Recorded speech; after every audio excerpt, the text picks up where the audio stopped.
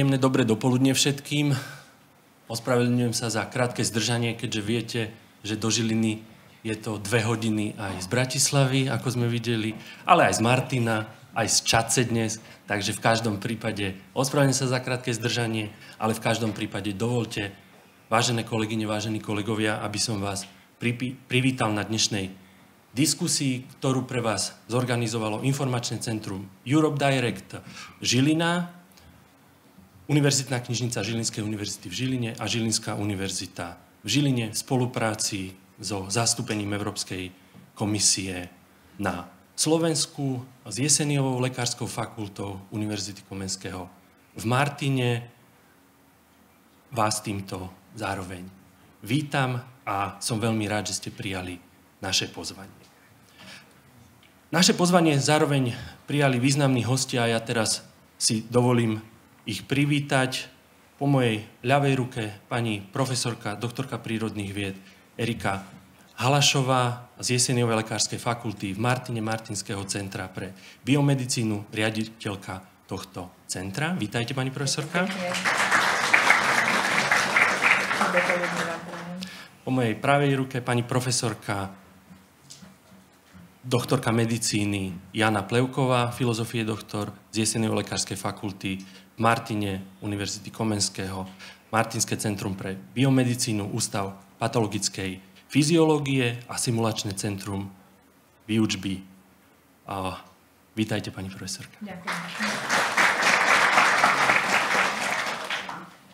Vítam medzi nami aj pána profesora, doktora prírodných vied Vladimíra Šuchu, doktora vied, vedúceho zastúpenia Európskej komisie na Slovensku. Vítajte, pán profesor. Rovnako tak vítam profesora inžiniera Roberta Hudeca, filozofie doktor z Fakulty elektrotechniky a informačných technológií našej univerzity. Z katedry multimédií a informačných technológií. A komunikačných technológií, pardon. Zároveň vítam medzi nami aj pána docenta inžiniera Michala Gregora, filozofie doktor z našej univerzity a z Kempelenovho inštitútu inteligentných technológií v Bratislave. Vítaj.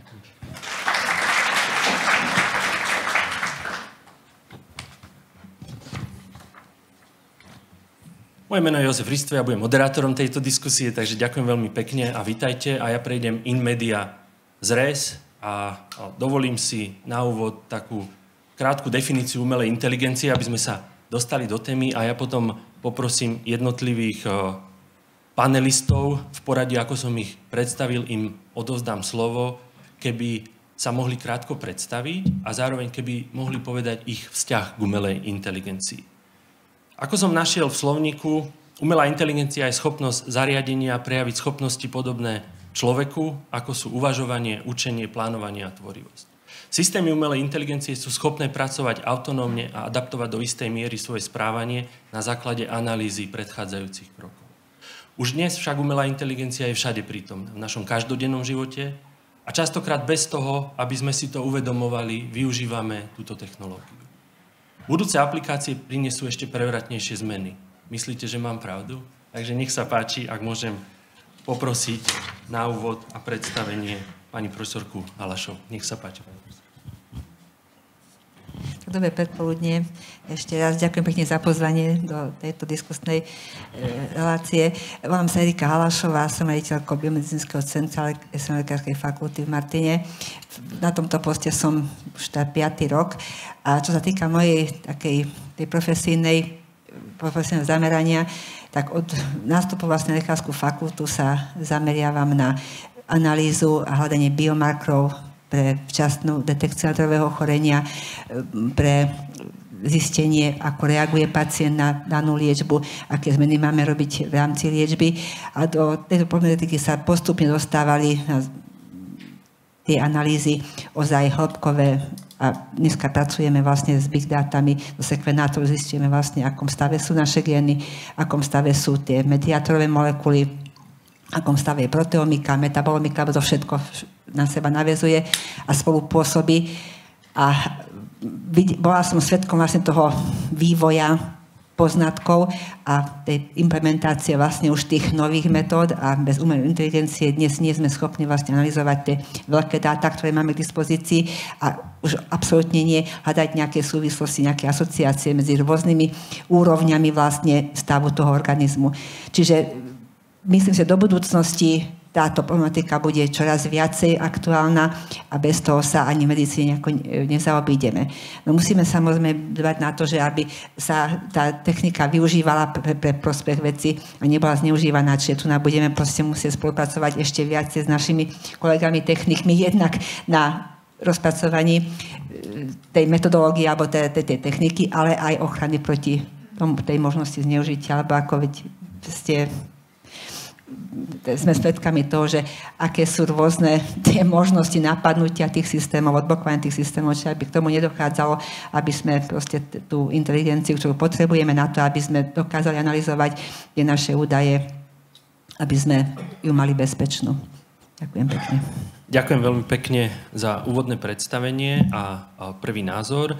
Teraz by som poprosil pani profesorku Plevkovú. Nech sa páči, pani profesorka. Dobrý deň, ďakujem tiež za pozvanie. Ja som z Lekárskej fakulty z Martina a som lekár, všeobecný lekár, ktorý bol postavený pred výzvu vybudovať a viesť simulačné centrum. Bolo to pred 12 rokmi. Od tohto času mám veľmi úzky kontakt s technológiami, čo bola pre mňa ako pre lekára veľká výzva. A postupne som sa začala učiť ovládať simulátory, či už jednoduché, alebo pacientské komplexné simulátory a to ma vlastne k tým počítačovým riešeniam viac a viac doviedlo. Môj vzťah k umelej inteligencii, ak sa nebavíme o tom, že niekedy sa porozprávam zo Siri, tak je to pre mňa veľmi prospešný nástroj, ako budeme dnes určite hovoriť, pretože my v oblasti medicínskeho vzdelávania sa posúvame od výučby, ktorá by mala byť pri lôžku pacienta z rôznych príčin, ale hlavne z princípu patient safety do simulačných centier. Podobne ako v autoškole nemáte prvú jazdu Bratislava-Viedeň, letisko, ale prvá jazda je na simulátore, tak by tomu malo byť aj v medicíne, aby sme učili lekárov vykonávať procedurálne úkony naozaj tak, aby nepoškodili pacienta. Takže my využívame v niektorých formách simulácií aj umelú inteligenciu, to je môj vzťah k nej. Myslím si, že je to nástroj veľmi prospešný. Na našej fakulte sa zatiaľ riadíme novým príkazom alebo novým nariadením Univerzity Komenského o využívaní tohto nástroja a uvidíme, čo nám to ďalej prinesie v oblasti, ktorej sa venujem, a to je medicínske vzdelávanie. Ďakujem pekne za úvodné predstavenie. Teraz by som poprosil pána profesora Šuchu o úvodné slovo. Dobrý deň a takisto ma veľmi teší, že sme mohli sa tu dnes stretnúť a hovoriť o takej dôležitej téme, ako je umelá inteligencia. Ja som tu bol predstavený s mojimi nejakými akademickými titulmi a oni teda vôbec nesúvisia s umelou inteligenciou. Ja mám všetky tie tituly z oblasti vied o Zemi, čiže veľmi ďaleko od umelej inteligencie. Čo ma k nej ale priviedlo, to boli také dve veci. A bolo to niekedy okolo roku 2016. Ja som v tom čase viedol také veľké centrum, vedecký servis, poznatkový servis Európskej komisie. To je jedno ste sa divili, každý hovorí o tom, že aká je to hnusná byrokracia, ale najväčšie oddelenie Európskej komisie je práve tento vedecký servis. Lebo všetky tie veci, ktoré Európska komisia robí, sú založené na najnovších vedeckých poznatkov. No a my sme mali v našom popise práce, okrem toho, že sme robili tieto podklady, tak jedna taká malá časť boli aj výhľady do budúcnosti. No a tým sme sa zaoberali a z toho nám vychádzalo, že umelá inteligencia je presne tým, čo bude hýbať svetom. A samozrejme od toho roku 2016 sa tie naše pohľady na to vyvíjali veľmi dynamicky. A zároveň, ale v tom istom čase prišiel za mnou kolega, generálny riaditeľ z úplne iného oddelenia Európskej komisie, z oddelenia, o ktorom by ste ani netušili, že oni by sa mohli stretnúť s umelou inteligenciou. A to bolo oddelenie, ktoré sa zaoberá takými konkurenčnými spormi. Viete, že Európska komisia má výhradnú právomoc a to je tá konkurencia na úrovni a monopóly a rôzne iné veci. Občas v médiách sa objaví, ako dostal Microsoft alebo Google alebo niekto niekoľko miliardovú pokutu.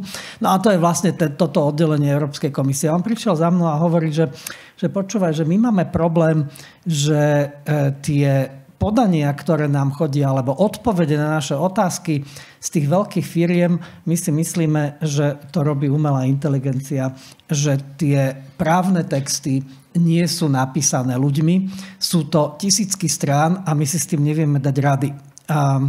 A potrebujeme sa vybaviť niečím, čo by nám umožnilo tie právne texty analyzovať, lebo to by sme museli zamestnať celú armádu ľudí, aby sme to analyzovali. Takže takto sme sa dostali z výhľadových štúdií a z takéhoto konkrétneho príkladu k tomu, že umelá inteligencia je niečo, čomu sa musíme venovať. No a urobili sme takú špeciálnu skupinu, taký task force. No a už v roku 2018 sme urobili prvú európsku kompletnú štúdiu o umelej inteligencii a jej dopadoch a stali sme sa druhý vo svete. Prvú urobili Američania, my sme urobili druhú za Európu. A to ma dostalo vlastne k tomu, keďže som ho veľmi detailne sledoval, ako moji kolegovia pracovali na týchto štúdiách, to ma dostalo k umelej inteligencii a presvedčilo ma to o tom, že umelá inteligencia je niečo, čo sme tu nemali od začiatku ľudstva. Umelá inteligencia je vstup do života spoločnosti ľudskej, je najväčšou zmenou, akú kedy ľudstvo zažilo. A takisto, čo ma občas budí v noci, je to, že to totálne podceňujeme. Takže preto som tu a preto sa tomu venujem už niekoľko rokov, preto som aj sám napísal jednu štúdiu asi pred 2 rokmi ešte s jedným kolegom o tom, ako umelá inteligencia ovplyvní spoločnosť a ľudstvo. Ďakujem veľmi pekne za úvodné slovo. Teraz poprosím pána profesora Hudica. Čo pre teba znamená umelá inteligencia? Dobrý deň všetkým. Ja by som začal s tým, že ja nie som absolventom Žilinskej univerzity. Moje prvé kroky nie celkom v umelej inteligencii, ale v strojovom učení začali asi pred vyše 25 rokmi na Technickej univerzite v Košiciach. A také intenzívnejšie v oblasti spracovania obrazu. Veľmi veľa informácií človek prijíma práve vizuálnym vnemom a preto aj v súčasnosti, keď sa pozrite na rôzne systémy, ktoré sú nasadzované a ktoré sú aj biznisovo zaujímavé, sú práve v oblasti spracovania obrazu, zvuku, textu, semantiky a podobne. To sú všetko veci, ktorými sa zaoberáme na katedre multimédií a informačno-komunikačných technológií. A keď si zoberiete, že študenti, ktorí vlastne musia byť nejakým spôsobom kreatívni, teraz našli veľmi silnú konkurenciu v tom, že nejaké sofistikované riešenia dokážu vyprodukovať také vizuálne vstupy, ktoré sú neodlišiteľné od diela, ktoré vytvorí človek, tak potenciálne sa celkom boja k tomu, či náhodou im nezoberie čas toho ľudstva práve ten stroj, ktorý dokáže veľmi rýchlo a vygenerovať rôzne objekty, simulovať. O tom sa možno, že ešte dneska pobavíme. To je skôr tá pedagogická časť a tá vedecká. A keďže sú tu dámy z lekárskej fakulty, s lekárskou fakultou v Martine spolupracujeme už niekoľko rokov. Je to hlavne na vývoji a výskume rôznych algoritmov pre, by som povedal, že nie pre všeobecnú umelú inteligenciu, ale pre nejakú účelovú. Detekcia, klasifikácia rôznych objektov práve do medicínskeho prostredia. Dá sa povedať, že v poslednej dobe to vlastne vyústilo, a to, čo tu aj kolega Šucha pred chvíľou hovoril, je o tom, že dosť sa nevenujeme tomu, čo vlastne tá umelá inteligencia robí, ako nás predbieha, ako vlastne ťaháme za kratší koniec. Je vlastne dôkazom aj, tu vidno jeden plagát, ktorý som doniesol, pretože spolu s Lekárskou fakultou sme v rámci Digital Europe, v rámci projektu TEV Health, ktorý vlastne má za úlohu akýsú formu štandardizácie EA modelov pri nasadzovaní do reálnej klinickej praxe. Takže v krátkosti, teraz v poslednej dobe sú to väčšinou účelové modely umelej inteligencie a s tým spojená hlavne vysvetliteľnosť a smerovaniu k tzv. Trustworthy alebo dôveryhodnej umelej inteligencie. To sú také možno, že asi najväčšie výzvy aj súčasnej doby, kde vlastne ľudstvo musí robiť nejaký zásadný krok k tomu, aby sme neťahli za ten krátky koniec. Ďakujem. Ďakujem pekne za úvodné slovo. Ešte poprosím docenta Gregora. Nech sa páči, Michal, máš úvodné slovo. Áno, ďakujem pekne.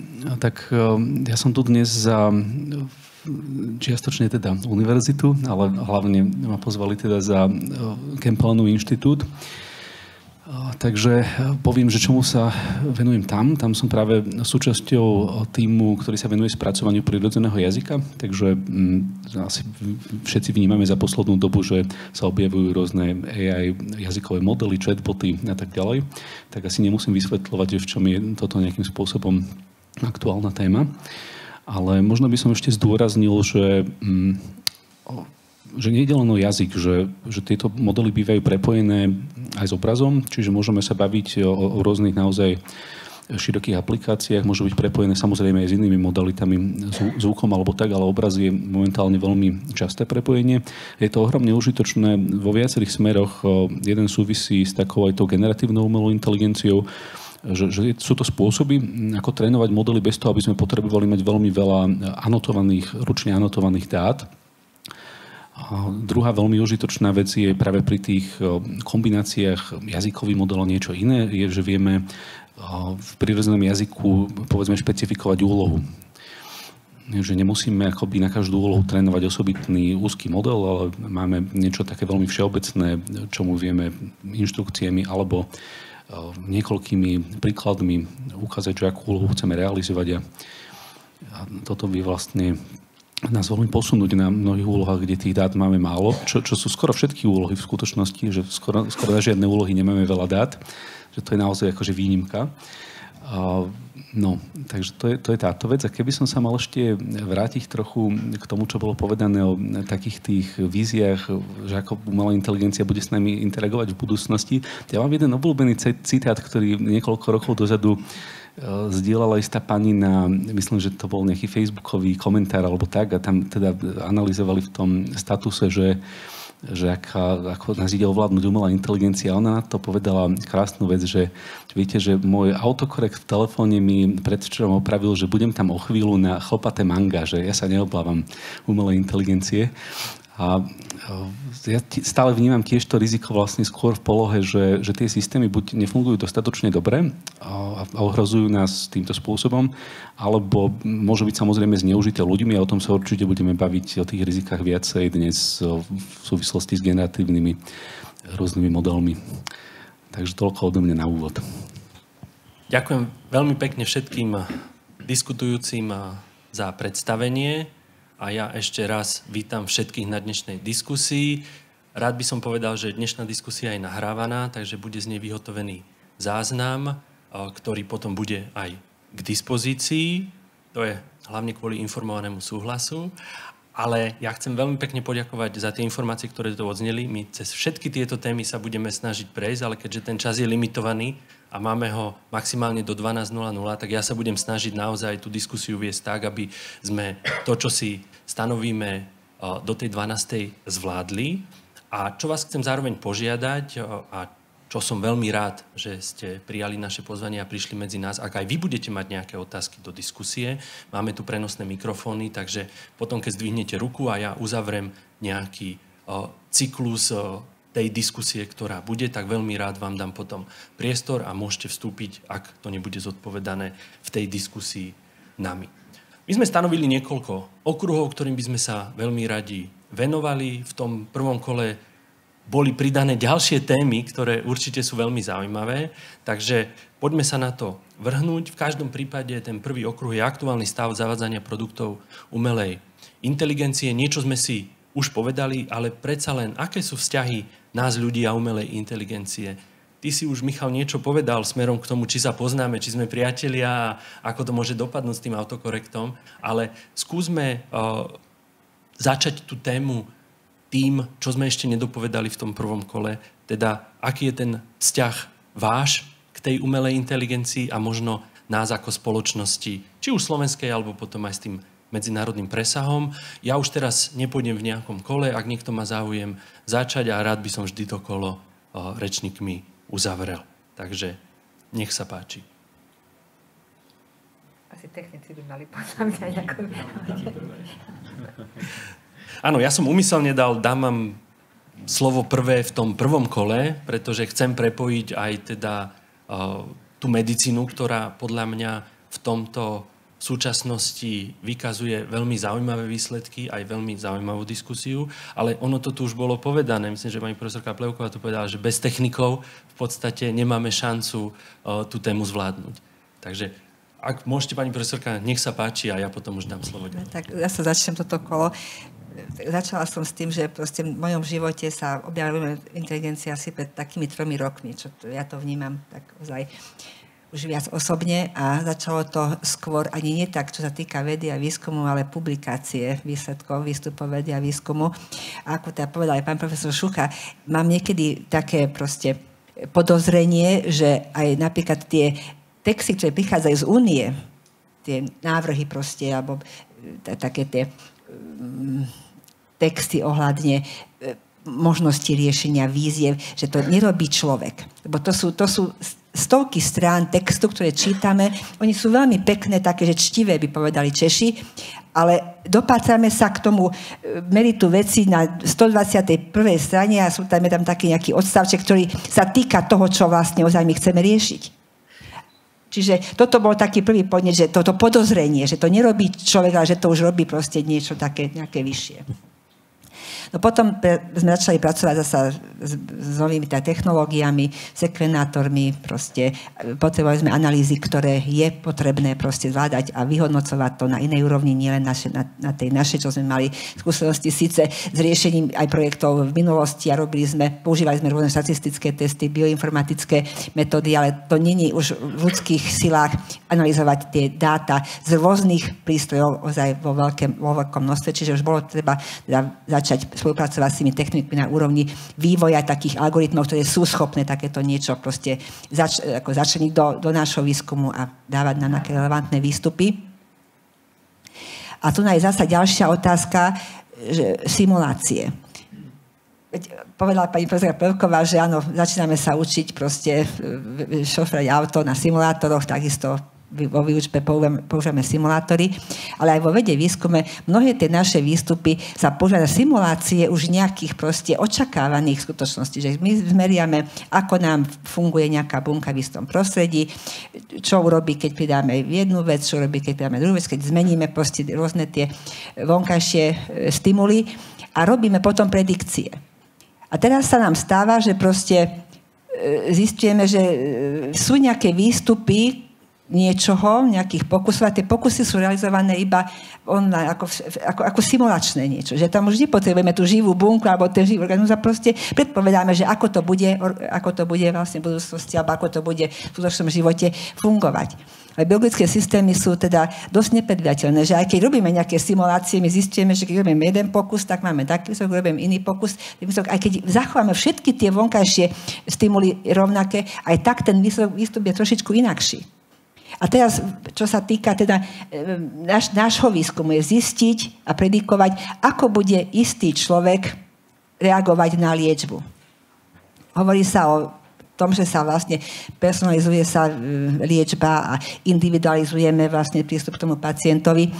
Zistujeme, že čo je v tom, že ten jeden pacient reaguje na liečbu takým spôsobom, inakým spôsobom. Zistujeme, aké sú rôzne bunky v rámci nádorov, rôzne bunky aj pri iných ochoreniach. A zistujeme, že aj keď toho strašne veľa vieme a mnoho predikujeme, alebo proste pomocou tých rôznych informácií a ich syntézov zistujeme, že asi by to malo ísť tak nie je to vždycky ozaj skutočnosť. Čiže je pred nami ozaj obrovské pole, nepreskúmané pole, čo nám prinesie umelá inteligencia, to, čo nám pomôže, či nám pomôže a ako to my budeme schopní vlastne využiť. Ďakujem veľmi pekne. Ja by som aj zareagoval na to, ja vás chcem ubezpečiť, že všetky dokumenty, ktoré prichádzajú z Európskej únie, sú robené ľuďmi.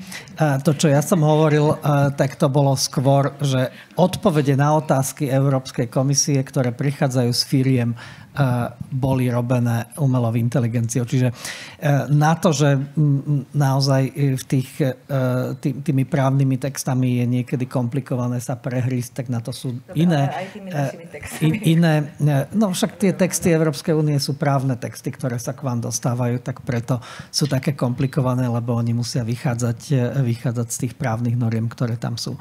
Ale keď hovoríme o zdraví, tak ja by som povedal, že z takého môjho pohľadu sú dve brány, ktoré sú také dvojité brány. Brána do neba a zároveň brána do pekla cez umelú inteligenciu, a to je zdravie a bezpečnosť. Lebo kto už na tom Božom svete by povedal, že nerobte výskum, aby ste pomohli nejakému chorému alebo zdravotne postihnutému človeku. A kto by už povedal, že nerobte výskum a nezavádzajte umelú inteligenciu, aby sme boli bezpečnejší. Čiže to sú také dve, že na jednej strane obrovské kroky a samozrejme už dnes vidíme, že umelá inteligencia fantastickým spôsobom pomáha lekárom, pomáha ja neviem, v diagnostike, to spracovanie obrovského množstva obrázkov, ktoré sú z rôznych metodik zobrazovania, diagnostiky. Ale zároveň už tu máme, povedzme, jeden vážny problém, a to sú tzv. Tie posilňovače umelou inteligenciou pre ľudí s Alzheimerom.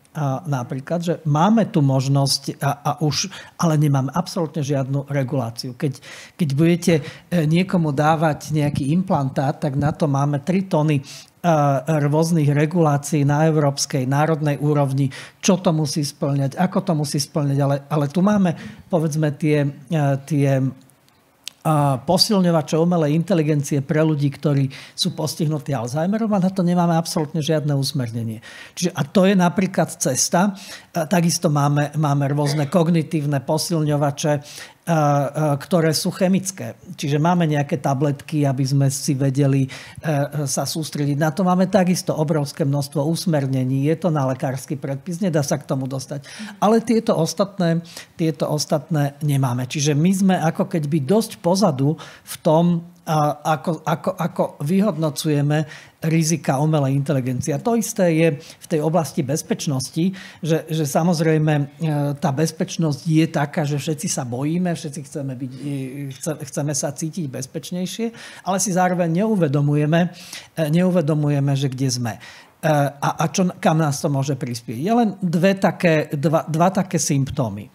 Pozrite sa na polarizáciu spoločnosti. Ja tu nehovorím len o spoločnosti slovenskej, ale povedzme o celej tejto západnej civilizácii. Tá polarizácia je najväčšia, akú sme v histórii mali. Tá polarizácia nie je kvôli tomu, že by sa nám zrazu začali rodiť klamári alebo viacej klamárov a podvodníkov ako doteraz.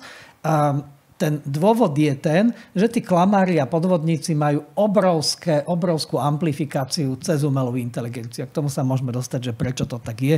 A tu kolegovia o tom vedia zrejme viac ako ja, že prečo si algoritmy vyberajú práve ten negatívny, toxický obsah a ten amplifikujú na sociálnych sieťach a všade inde. Čiže tu máme polarizáciu, je jedna vec, akú sme nikdy nemali a súvisí celkom jednoznačne s algoritmami. A druhá, máme tu explóziu mentálnych chorôb.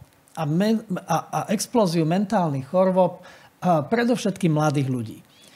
A samozrejme, opäť sme tu pri niečom, čo súvisí celkom jednoznačne s digitálnou transformáciou. A vec, o ktorej strašne málo hovoríme. Čiže to je, keď vy ste sa pýtali, že čo je pre mňa ten najväčší strach, je ten, že keď chodíte po uliciach Slovenska, ale aj po uliciach iných miest v Európe, tak toto nie je téma. Umelá inteligencia nie je téma. Máme tému LGBTI, ktoré nás už ide zhltnúť za chvíľu, ale umelá inteligencia, ktorá nám rozloží spoločnosť, ani si to neuvedomujeme, možno do 5 do 10 rokov budeme mať vážne problémy.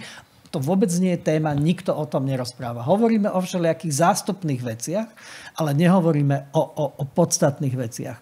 A tu z tohto pohľadu za nás urobila robotu Európska únia, lebo vlastne v týchto dňoch vyjde v zbierke zákonov Európskej únie a začne platiť prvá regulácia umelej inteligencie, ktorá vôbec na svete bola urobená. Čiže tu sa urobil jeden obrovský krok, kde vlastne nám sa aj ukazuje, že prečo my aj tú Európsku úniu potrebujeme, lebo v podstate to, čo by sa nedalo urobiť na národnej úrovni, sa urobilo teraz na európskej úrovni. A minimálne tie najhoršie veci, alebo najväčšie nebezpečenstva, najväčšie rizika táto legislatívna norma nejakým spôsobom upravuje. Takže my tu máme, preto je veľmi dobré, že tu sa rozprávame dnes aj na vašej pôde o tejto téme, lebo takýchto diskusí by sme potrebovali oveľa viac, aby sme si začali uvedomovať tie veľké riziká, lebo sú to obrovské možnosti, samozrejme, to je bez akejkoľvek diskusie, ale zároveň tie možnosti sú spojené s takými rizikami, lebo tie zmeny, aj dobré zmeny, pozitívne zmeny, ja som tu hovoril o tých AI posilňovačoch, že oni sú super, oni sú výborné, oni sú veľmi, je to záchrana pre ľudí, ktorí majú Alzheimer, ale zároveň je to brána do neznáma, ktorá môže spoločnosť zásadným spôsobom meniť. A pretože aj tie dobré zmeny, aj tie dobre myslené zmeny budú mať transformačný charakter pre spoločnosť. A môžem tých príkladov uviesť desiatky, ktoré takýmto spôsobom môžu spoločnosť úplne zmeniť. A my nevieme, ako, a vôbec sa s tým nezaoberáme, že čo to tie zmeny môžu znamenať a ako sa vlastne na ne máme pripraviť. Povedzme nesmrteľnosť. Hej?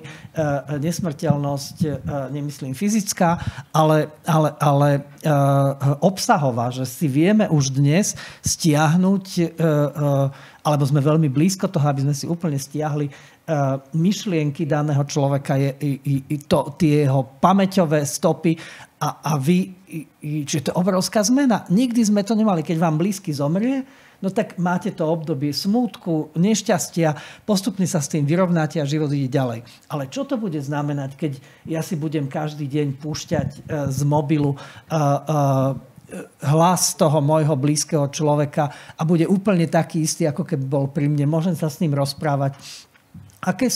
Čo to vlastne bude znamenať pre mňa a pre spoločnosť? Čiže to sú všetko tie otázky, ktorým by sme sa mali veľmi urgentne venovať.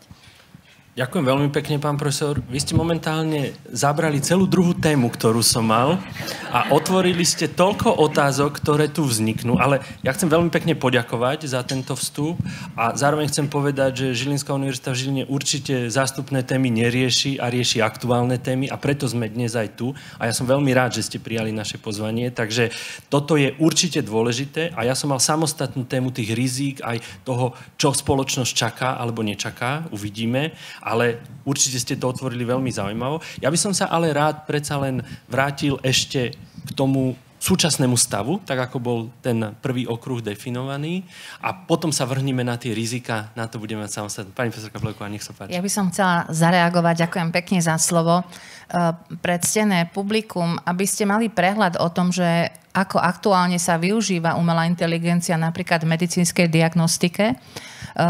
Keď bolo obdobie covidové, tak bola špecificky natrénovaná umelá inteligencia k čítaniu rentgenových a tomografických snímkov, ktorá dokázala s vysokou pravdepodobnosťou oveľa lepšou ako mladý neatestovaný radiológ určiť, či sa jedná o COVID pneumóniu alebo nie.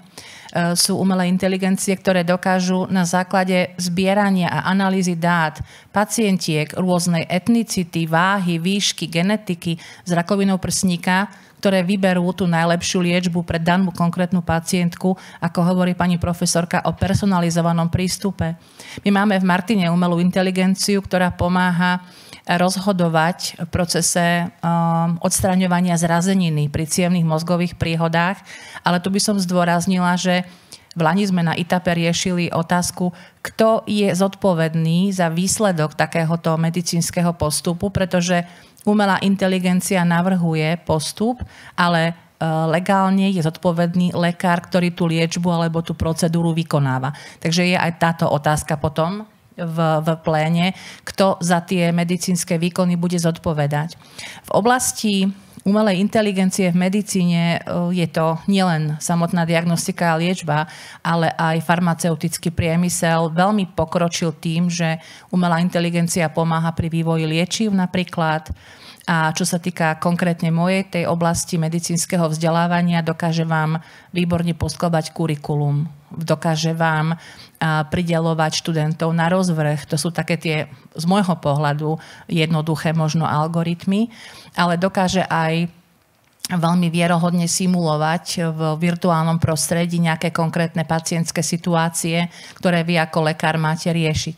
Takže myslím si, že pomaličky sa začína dostávať do medicíny a do medicínskeho vzdelávania, ale čo je hlavný problém, čo ja vidím ako problém, naši mladí lekári nie sú pripravení k tomu, aby ju používali. My v rámci kurikula neučíme. My učíme, ako vyšetriť prsník, ako vyšetriť mozog, aké lieky podávať, ale my neučíme, ako pracovať s nástrojmi umelej inteligencie, čo je to nejaké strojové učenie a aké sú prípadné etické otázky používania. Takže určite v spolupráci s ľuďmi, ktorí sa venujú vývoju tých umelých inteligencií, čaká nás ako lekárov dôležitý krok pripraviť metodické postupy na to, aby sme našich mladých lekárov naučili v tom klinickom prostredí spolupracovať s umelou inteligenciou a využívať ju čo najlepšie pre kvalitu života pacientov. Nám ide o toto.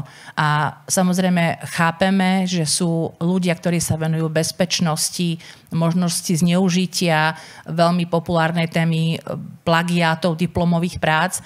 Poviem, mňa to až tak veľmi netrápi. Mňa skôr trápi tá klinika, to rozhodovanie v tej klinike a dôsledky pre pacienta. Ďakujem. Ďakujem veľmi pekne. Pán profesor Hudec, nech sa páči.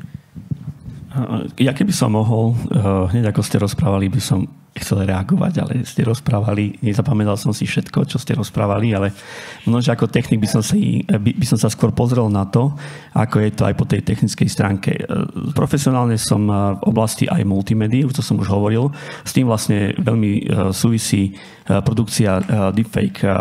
Svedkami by sme boli generovania nielen hlasu, už ucelených videí, ktoré už nehalucinujú, vyzerajú veľmi presvedčivo, dajú sa naozaj doslova oživiť niektorí už mŕtvi. Hovorí sa o tom, že možno, že nás čaká nejaký generačný skok, kedy vlastne budeme vedieť si nakopírovať úplne kopiu mozgu, to znamená, prejdeme z fyzického do virtuálneho sveta. Keď v 40. roku Rosenblatt začal s tým, že budeme nejakým spôsobom simulovať fyzický neurón a prejdeme do nejakej jeho matematickej reprezentácie, a si zoberte, že koľko prešlo od vtedy rokov. V 20. roku, alebo 22, boli veľkým prelomom GPT, ktorí vlastne do sociálnej komunikácie vniesli taký spôsob komunikácie, ktorý dovtedy nebol, alebo bol teda priznávaný len živým tvorom, alebo teda inteligentným, počítame teda ľudia za inteligentných tvorov. A teraz si zoberte, že ten vývoj ide dramaticky tak rýchlo, že pri odhadoch, hovoríme GPT-4, GPT-5 by malo byť v 25. že čakáme, kedy sa udeje tzv. Singularita. Singularita, keď si zoberieme, sú 3 kadencie. na rôzne stupne umelej inteligencie. Bolo to najprv inteligencia, ktorá je účelová, to znamená, sa používa aj v medicínskych. Sú to účelové modely, ktoré sú naučené na konkrétnu úlohu. Potom sú všeobecná umelá inteligencia, ktorá sa vlastne svojimi odpovediami alebo reakciami na nejakú otázku približuje k ľudskému vedomiu. Ak sa toto stane, tak tá singularita je odhadovaná, že možno, že nás zasiahne v 2025 až 2035, čo je relatívne veľmi blízko. A potom sú už len katastrofické scenáre. To sú tie dvere do pekla alebo do neba, ťažko odhadnúť. Ale po nej by mala nasledovať tzv. Superinteligencia, kde my už ani náhodou nebudeme vedieť, čo ona robí. Jaké má úmysly? Jej inteligencia, IQ bude, keď neviem, koľko na svete teraz má najvyššie, okolo 200, tak nejaký inteligenčný kvocient, tak si zoberte, že bude mať inteligencia, ktoré by napočítali rádovo v tisíckach, 10 000 inteligenčný kvocient. My bohužiaľ ako druh nevieme konkurovať s takýmto niečím.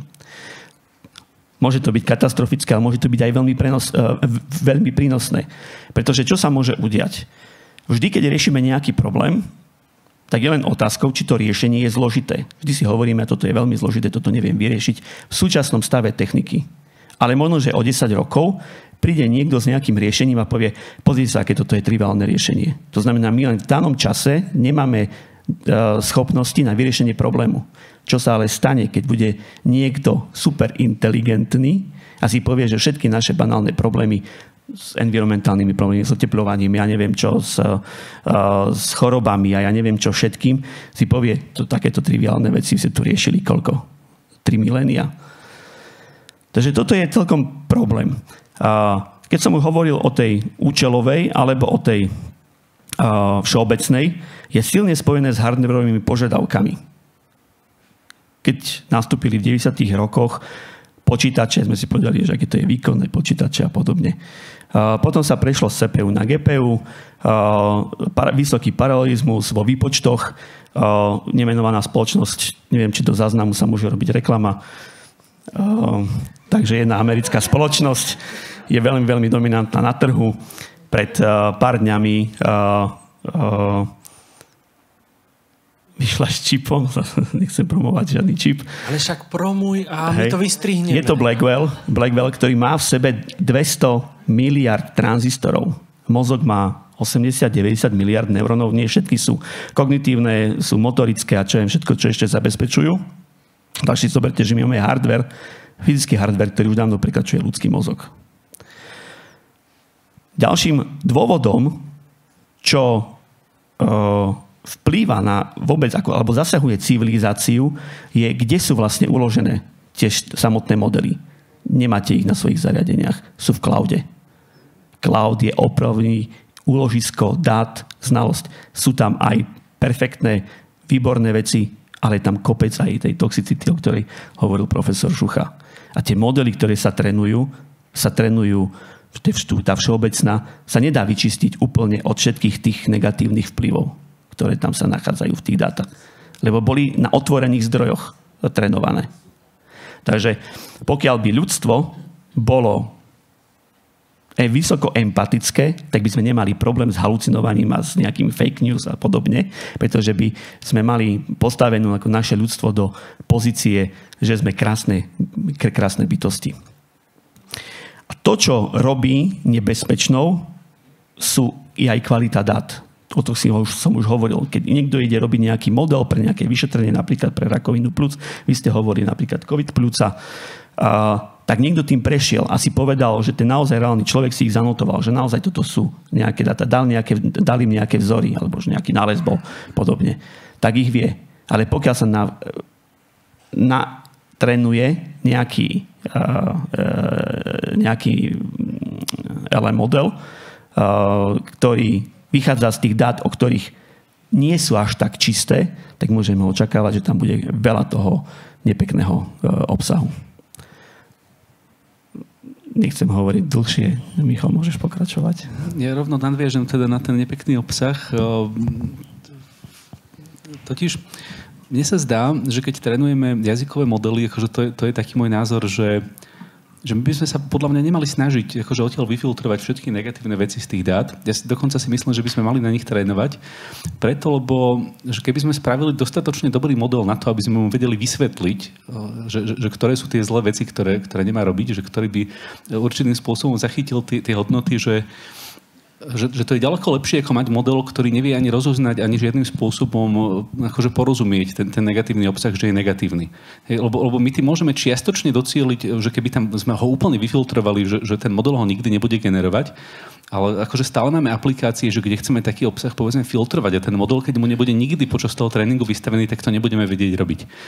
Takže to je akože taký môj názor, že akoby, ja by som tú bezpečnosť sa snažil docieliť akože v podstate z tej opačnej strany, že, čo je trochu kontroverzný názor v niektorých kruhoch, ale mne sa to zdá celkom logické, že takisto vlastne vnímam, keď sa trénujú generatívne modely, že podľa mňa to treba akože trénovať na naozaj že čo najširších dátach, lebo potom nám to otvára obrovské možnosti, že to neviem, že či je nejako všeobecne známe, ale že generatívne modely, a to sú nakoniec aj tie jazykové, ale aj tie na obraz, že oni sa dajú používať na strašne veľa iných vecí, než je generovanie obsahu. Že povedzme aj na nejaké úlohy klasifikácie, že chcem niečo vyhodnotiť, povedzme, že čo sa nachádza na obrázku a tak ďalej, že je obrovská vec mať na to generatívny model, pretože on moduluje ďaleko viac vecí, ako keď trénujeme nejakú neurónovú sieť na veľmi úzkej dátovej množine. Že ona jednoducho vie, povedzme, rozlíšiť medzi psom a mačkou, ale ona nemodeluje akože veľa užitočných konceptov z reálneho sveta. Dokonca sa dá ukázať, že keď ukážete také sieti obrázok, ktorý človek vníma, akože to je úplný šum, tak sú také obrázky, ktoré tá sieť zaklasifikuje, že tento pre nás náhodný šum je na 100% skoro pes, alebo dokonca vieme ukázať sieťam, to je veľmi nebezpečné. Vieme vygenerovať umelé obrázky, že vy vidíte, že tam je lev a sieť vám povie, keď ten obrázok jemne upravíte, že na 99% to sú analogové hodiny. Takže to sú rizika, ktoré sa dajú potom zneužiť nejakými spôsobmi. Jedno, čo som chcel ešte povedať, čo mi viackrát napadlo, keď som počúval aj celú tú diskusiu, že my hovoríme trochu o tej umelej inteligencii, ako keby to bolo, že nejaká zmena, ktorá prichádza len teraz, čo v istom zmysle je určite pravda, lebo sa objavujú nové typy modelov, nové aplikácie, ale ja by som chcel zdôrazniť, že strojové učenie a umelá inteligencia je niečo, čo tu je už dlho a my to normálne používame. Všetci určite, ktorí tu sedíme, používame tie aplikácie. Ja napríklad si neviem predstaviť, keď prídem do nejakého neznámeho mesta, že ako by som sa navigoval bez nejakých Google Map. Že to je takisto, že za všetkým týmto. No, tak pre mňa akože fyzická mapa je úplne no-go. Ja dokonca sa strácam aj s navigáciou niekedy, takže, lebo neviem, či to poznáte, že v navigačných apkách väčšinou, keď vystúpite z metra, alebo tak kompas vám ukazuje rôznymi smermi, nie vždy tým správnym. Takže mne sa x-krát stalo, že som sa s niekým rozlúčil, vyrazil som a za chvíľu som ho stretol znovu, lebo som sa vracal. No, ale tá navigácia aspoň trochu pomáha, tak ja sa z toho teším. No je veľa takýchto aplikácií, že ktoré bežne používame, že napríklad máme v Google fotkách, že viete vyhľadávať si podľa nejakých opisov, že ja chcem západ slnka, že kde mám odfotený, alebo podľa tvári ľudí. Že to je naozaj už nejakú dobu k dispozícii. To, čo teraz prichádza nové, za veľmi akože tú krátku poslednú dobu sú tie veľké jazykové modely, je to generatívna umelá inteligencia a niekde v strede medzi tým bolo to, čo pán profesor Šucha spomenul, to sú tie algoritmy na sociálnych sieťach.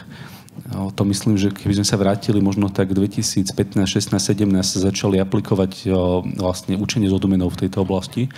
To znamená, že tie systémy sa vlastne sami učia, že ako nám odporúčať obsah. Bohužiaľ, akože ono je to super, že vám odporúčajú obsah, ktorý je predpoklad, že budete s ním interagovať a pozerať ho a tak. Čo úplne nezvážili dopredu je, že ľudia sú v skutočnosti, že my nie sme až tak stabilní, ako si to predstavujeme, že nás sa dá veľmi ľahko ovplyvniť tým, čo nám tie algoritmy odporúčajú, bohužiaľ, a mení to naše správanie. No, na to sa dnes aj dosť tlačí, že aby v tímoch, ktoré vyvíjajú takéto veci, bola multidisciplinarita silná, aby vedeli takéto typy problémov aj predvídať. Lebo ako vidíme teraz, že keď už to raz vyviniete a veľkým firmám to zarába veľa peňazí, tak nemajú veľmi akože z vlastnej iniciatívy tendenciu to meniť. A to možno, že nadviažeme v tej ďalšej časti o tých rizikách, lebo toto podľa mňa nie je ani technologický problém.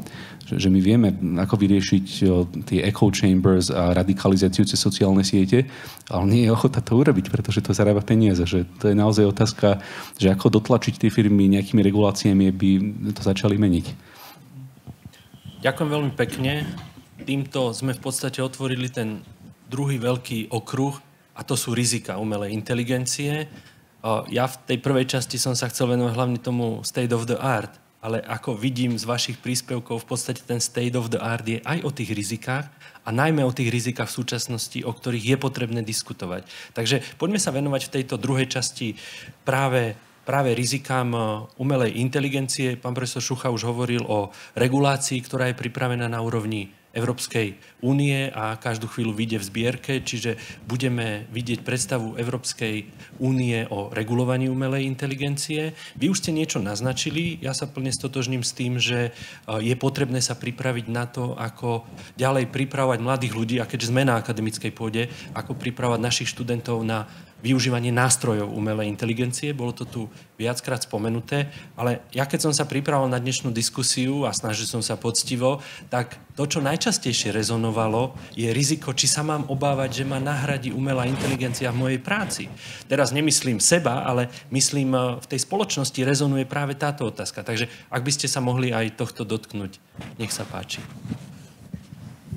Môžem začať ja, lebo my sme sa tomu venovali v podstate už od roku 2019. Sme urobili takú prvú štúdiu vlastne o tejto problematike. Len ešte možno k tomu, čo tuto kolegovia hovorili, pár slov.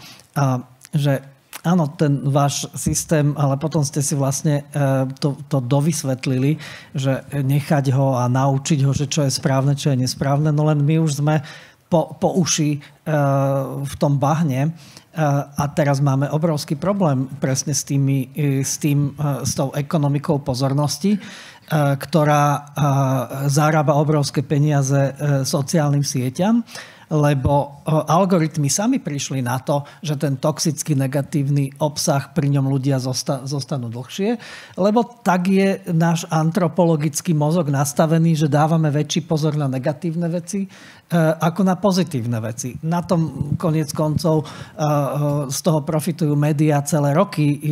Klesajú vám počty autonehôd štatisticky, ale keď sa pozeráte na televíziu, tak ich vidíte stále viac a viac. Lebo to ľudí ako keby nejakým spôsobom láka. Toto pochopili algoritmy a preto tu máme ten problém. A preto máme problém aj, že máme teraz novú legislatívu, tu DSA, Digital Services Act, a nevieme si poradiť s tými veľkými platformami, lebo oni len nelegálny obsah im môžeme nejakým spôsobom od nich vyžadovať, aby dali preč, ale tento nejaký toxický, negatívny je stále sloboda vyjadrovania sa, len stále sloboda vyjadrovania sa umelej inteligencie, lebo častokrát máme tam chatboty, ktoré nám produkujú všetky tieto veci a potom sa ďalej šíria, takže sme akoby v takom začarovanom kruhu. Teraz to aspoň v rámci tohto AI aktu bude musieť byť označené, že to je produkt umelej inteligencie. Takže to len na to konto.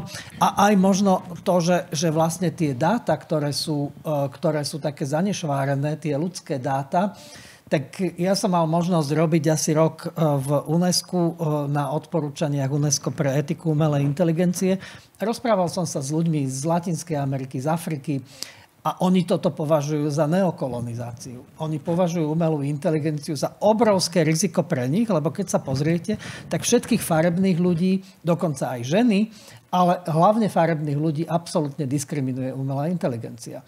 Čiže to zastavilo napríklad v mnohom algoritmy, ktoré používali súdy v Spojených štátoch na predikciu toho, či môžu podmienečne prepustiť nejakého väzňa, lebo to bolo trénované na dátach, ktoré boli už teda tým nejakým rasistickým podtónom postihnuté. Takže ono nám to už dnes vytvára relatívne veľa problémov. A teraz, keď sa vrátim k tej práci, tak treba povedať, že áno, v tom 18. sme urobili prvú štúdiu, kde sme hovorili, že napríklad, že kreatívci určite nebudú nejakým spôsobom postihnutí. No prešlo rok a pol a už sme to museli modifikovať. A ak ste sledovali nedávno pred pol rokom štrajk v Hollywoode scenáristov a kreatívnych ľudí, no tak štrajkovali predovšetkým preto, že ten obrovský tlak na výkonnosť a na ich produkciu je vytvorený generatívnou umelou inteligenciou, ktorá už za nich to vytvára. Čiže my sme po roku a pol sme už modifikovali tie naše predikcie, že kreatívci nebudú postihnutí a teraz vidíme, že kreatívci budú veľmi významne postihnutí, veľmi významne budú postihnutí právnici, lebo takisto tam natrénovať umelú inteligenciu na produkciu, a to už som koniec koncov hovoril v tom mojom úplne úvodnom vstupe, že ten právny text pred 7 rokmi už umelá inteligencia nejakým spôsobom produkovala. Čiže veľmi ťažká otázka. Ja si myslím, že nemáme na ňu odpoveď, že vieme iste, že tie zmeny budú obrovské. Že tie zmeny aj na pracovnom trhu budú veľké. Nedá sa dnes povedať, že vieme samozrejme, že tie také, ktoré sú ľahko automatizovateľné a tak ďalej, koniec koncov pre Slovensko tá predikcia už existuje niekoľko rokov od OECD, že nám sa zmení 60% pracovných miest do roku 2030. To je teda akoby taká vážna vec. Ale tu sa nedá povedať. Skôr je potrebné pracovať so všetkými scenármi, a byť to, lebo ono sa to mení každý týždeň, dá sa povedať, že sú nejaké nové zmeny. Čiže ja by som si predstavoval, že tí, ktorí sú, a skúsme si to overiť, že či to tak je, niekde na nejakom ministerstve, ktoré má na starosti zamestnanosť a prácu, no by som očakával, že tam bude jedna obrovská skupina ľudí, ktorá bude každotýždenne prehodnocovať to, že kde sú tie riziká a kde svet, ktorým smerom ide, lebo tie zmeny sa nedajú robiť takto. Preškoliť ľudí, zmeniť ich nejaké zručnosti je rok, 2, 3, čiže tam naozaj treba strašne veľmi silnú predikciu a tieto veci sledovať veľmi podrobne, lebo žiadny zo scenárov nie je vylúčený. Ani to, že stratíme prácu, ani to, že nestratíme prácu, ani to, že ktoré tie oblasti sa zmenia, ale ani to, že aj keď bude práca k dispozícii, nebude mať kto robiť. Lebo bude väčšina populácie psychicky neschopná práce.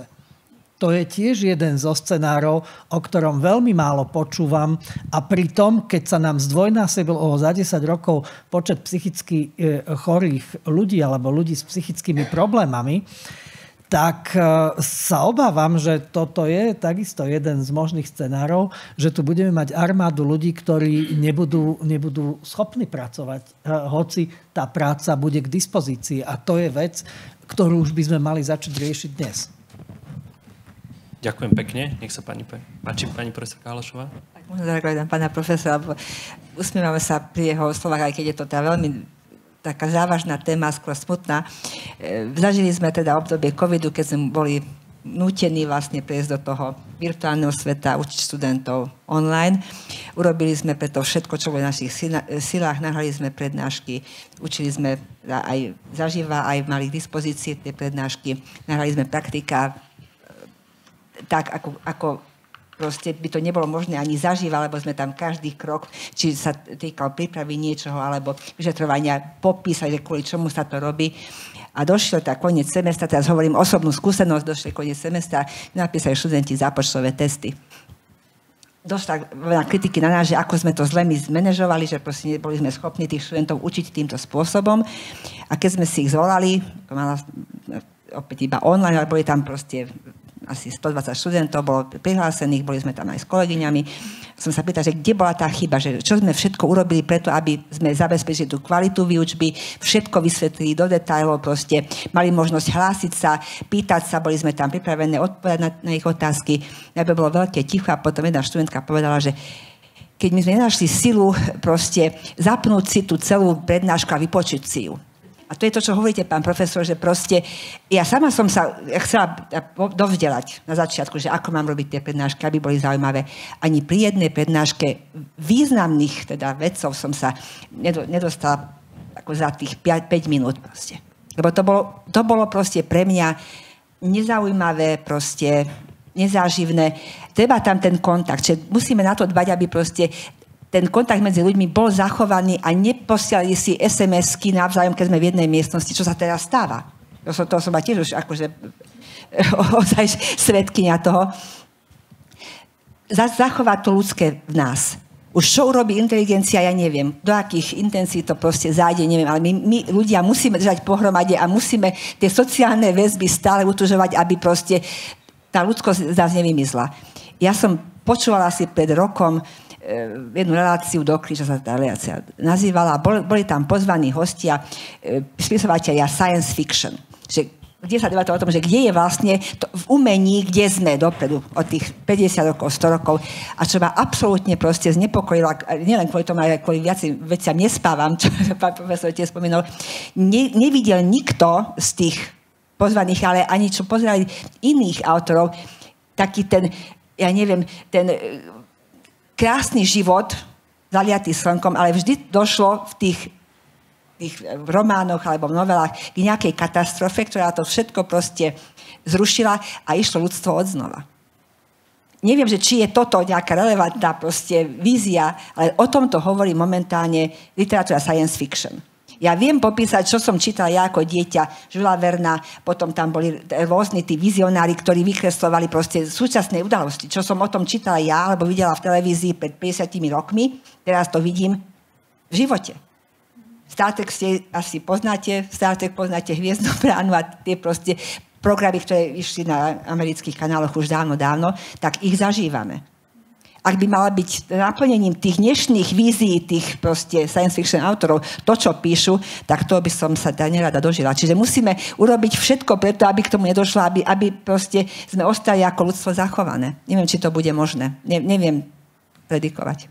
Ďakujem veľmi pekne, pani profesorka, za tento vstup a plný súhlas. Však Jules Verne povedal, že iba to, čo si vieme predstaviť, vieme dať do tých diel. A to robil aj on, takže verím, že táto predikcia sa nenaplní, ale v každom prípade je to veľmi dôležitá téma, tak ako ste to spomenuli, o tom hovoriť a diskutovať a určite to patrí do tejto časti o rizikách. Ďakujem pekne. Pani profesorka Plevková, nech sa páči. Ďakujem za slovo. Či môže umelá inteligencia mňa nahradiť ako lekára? Poviem, že nie. Nemôže ma nahradiť. Môže byť so mnou komplementárna, ak bude to nejaká priateľská forma tej umelej inteligencie, že mi pomôže v tom liečebno-preventívnom procese pri mojich pacientoch. Či môže výpočtová technika a nové postupy zmeniť moju prácu? Hovorím veľké áno a vidím to v oblasti toho vzdelávania. Kedysi dávno, keď sme nemali prístup k informáciám, bol učiteľ na lekárskej fakulte tým, ktorý sprostredkúva informácie. Tam sme všetci sedeli a písali si poznámky, lebo informácií bol nedostatok. Takže sme si písali a cez kopírák tie prednášky. V dnešnej dobe študenti naši majú vo vrecku mobil alebo túto placku, ten tablet a tam si nájdú informácií až nadbytok. Čiže úloha lekára a učiteľa na lekárskej fakulte sa mení z poskytovateľa informácií na nejakého facilitátora, ktorý má manažovať to vzdelávanie a hovoriť, ktoré informácie sú relevantné, ktoré nie sú relevantné, ktorým smerom ten študent má ísť. A tak ako simulátor nemôže nahradiť pacienta v tom procese vzdelávania medikov, tak súhlasím s tým, čo Erika, ty hovoríš, že musíme sa pridržiavať toho, čo je základný princíp, ja hovorím tej medicíne, a to je ten súcit, empatia k tomu človeku, čo si myslím, že ani najmúdrejšia umelá inteligencia nebude schopná. A určite, že potrebujeme nástroje, ktoré to všetko budú regulovať a aby teda výkony tej umelej inteligencie a jej nástroje boli pre dobro. Ja som zaočkovaný optimista, takže nezdielam katastrofické scenáre, nechcem ich vidieť. Pevne verím, že ľudstvo je natoľko vyspelé a títo chlapci múdri tu na technici, že tú umelú inteligenciu, kde si pod pokličkou udržia, aby teda bola hlavne prospešná. Neviem, ako to celé mám uchopiť, lebo pre mňa je to tiež niečo nové, že sa pohybujeme v týchto dobách a vidíme prudký rozvoj tej umelej inteligencie. Ako ste vypovedali, pán docent, tak tá umelá inteligencia tu je dávno. Hej, len teraz vidíme ten prudký rozvoj. Či môže nahradiť nejakých iných pracovníkov? Môže. Obávam sa, že môže. A tiež sa obávam toho, akú generáciu vychovávame ako matka 2 detí, aj ako učiteľka na lekárskej fakulte. Vidím, že tá generácia pracovať nechce. Čas výnimkám, je veľkým fanúšikom krátkych riešení, nejakých zjednodušených riešení a tá pracovitosť, ako keby húževnatosť sa vytráca z tej generácie. Ale to je už potom otázka aj psychologická, sociologická a iná. A myslím si, že tiež veľmi súvisí s tou digitalizáciou toho, ako funguje mladá generácia. Ďakujem veľmi pekne aj za tento názor. Dovolím si posunúť sa ďalej. Pán profesor Hudec, z toho technického hľadiska, kde vidíš tie rizika? Ako vieš, že budem hovoriť z technického? Tak moderujem diskusiu, tak sa snažím to naviesť. Ja sa so študentami tiež na jednom predmete rozprávam aj o tom, aký to má dosah vlastne používanie rôznych generátorov na ich profesný rozvoj. Je veľa študentov takých, ktorí si veľmi zjednodušujú a urobia také, veď to niekto urobí, hej, niekto myslí si, že to urobí nejaký program. A čím to program urobí oveľa lepšie, tak, že keď to už ani učiteľ nespozná, že to neurobil on alebo on, a to sa dá zistiť, lebo v diplomovkách a čítal som veľa takých diplomoviek, perfektný. Od úvodu je to všetko akurát abstrakt a záver sú nečitateľné. Hej. A to potom odhalíte, že vlastne to všetko ostatné, kto tam mal prečesal, bude tam nejaký DeepL translátor použitý. Proste on to tam nejako preušpravil tak, aby to bolo pekne, krásne čitateľné. A keď sa s ním potom rozprávate, zistíte, že ten človek ani nemá takú slovnú zásobu, aby to tam vlastne použilo v tom diele. Hej? To znamená, že paradoxne, keď som sa pozrel, tak vlastne ten stroj vylepšuje mentálne schopnosti toho študenta. A naozaj sú spolu v synergii tí študenti.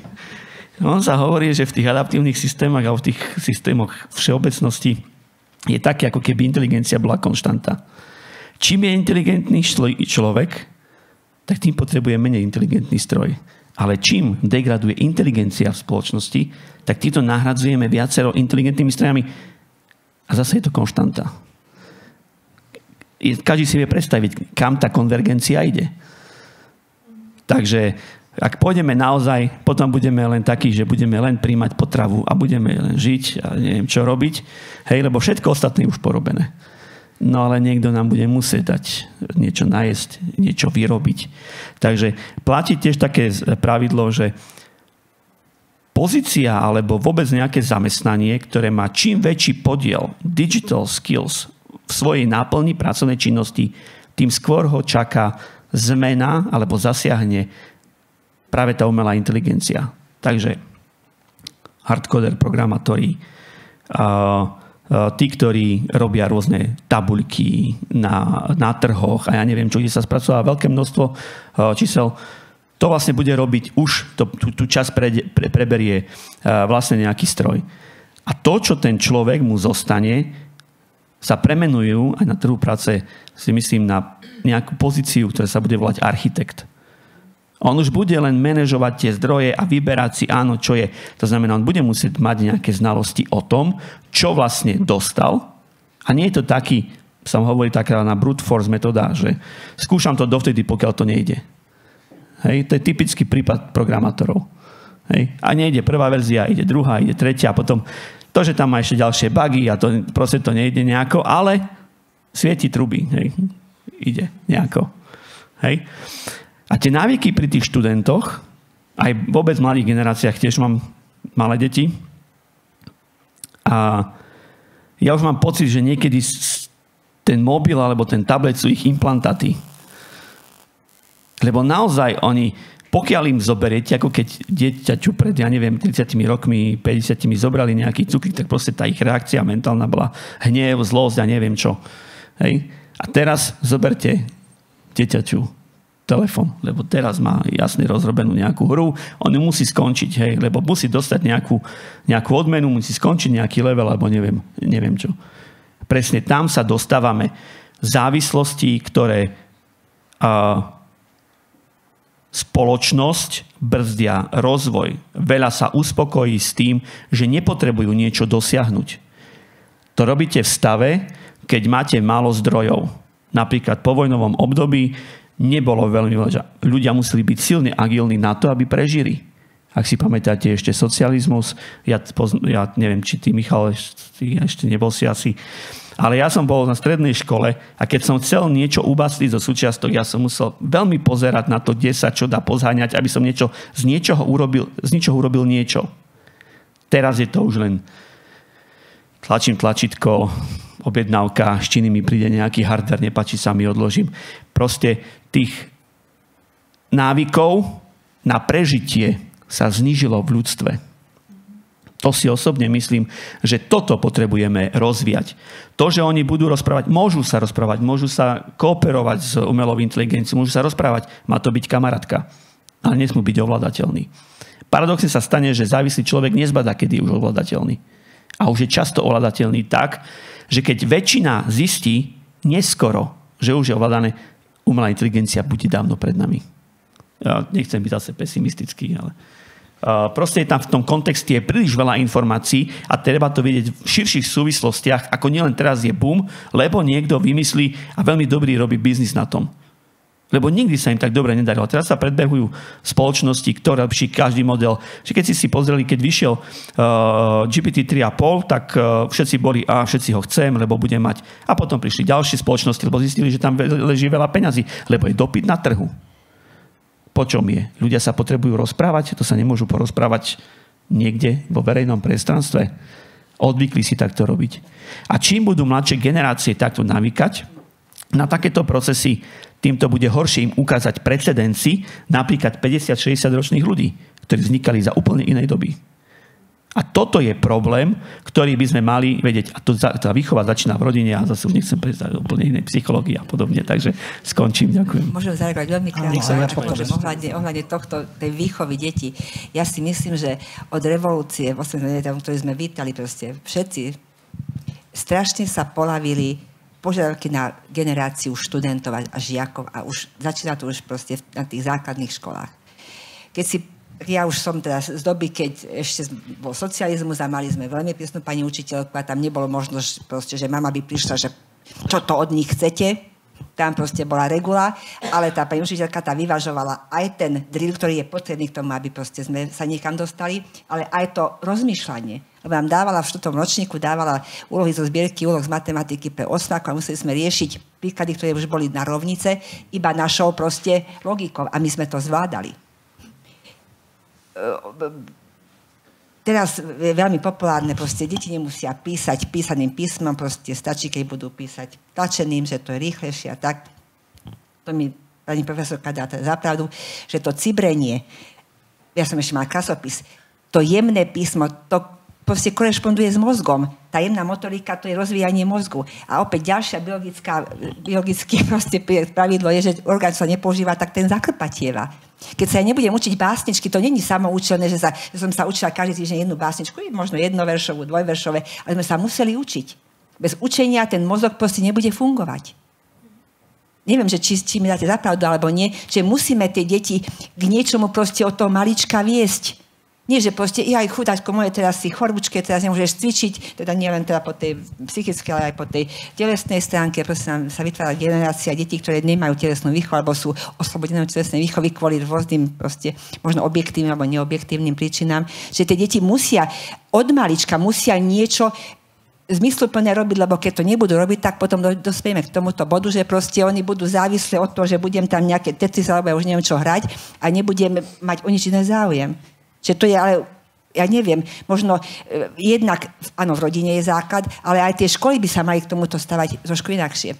Pán, teda náš nový minister vyšiel teda s tou myšlienkou, čo nie je tá jeho vlastná, ale už teda na svete, že zakázať mobily na školách. Som zakázala mobily do 18 rokov, kým ten mozog nie je úplne proste nejakým spôsobom vyvinutý a nevie, čo má robiť, by som to absolútne zakázala. Či je to možné v tejto dobe, neviem, ale proste zistíme, že je to kontraproduktívne, že tieto veci proste vedú k tej záhube.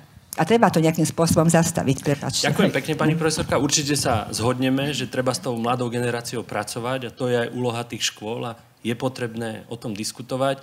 Asi nebude možné zakázať mobily, to sa zhodneme, ale treba nájsť nejakú cestu určité regulácie. Chcel reagovať pán profesor? Nech sa páči. Áno, ja som teda vlastne, však vy ste to tak nejako, by som povedal, prirodzenou reakciou sa k tomu dostali.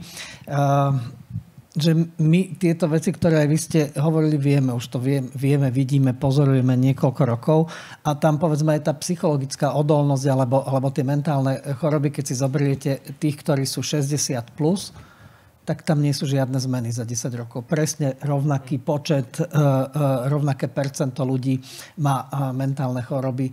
Ak si zoberiete do 24 rokov, tak tam sú tie obrovské. A ešte dievčat tu nie je až tak veľa, ale zlá správa pre vás. Dievčatá mladé sú na tom 2-krát horšie ako chlapci. Čiže ešte sú viac citlivé, zraniteľné. Čiže my tu máme už dosť veľké množstvo poznatkov v danej chvíli, že vieme, ako máme a vieme, čo bude problém, alebo čo je problém už dnes a mali by sme už reagovať. Ale keď si zoberiete aj našu kurikulárnu reformu Slovensku, tak sme na míle odtiaľ vzdialení, aby sme toto reflektovali. Absolútne nie. Akože robíme dobré veci, ale oni boli dobré pred 10 rokmi. Žiaľ, to iba dobiehame. Však tá kurikulárna reforma je fajn, ale nie je do obdobia umelej inteligencie.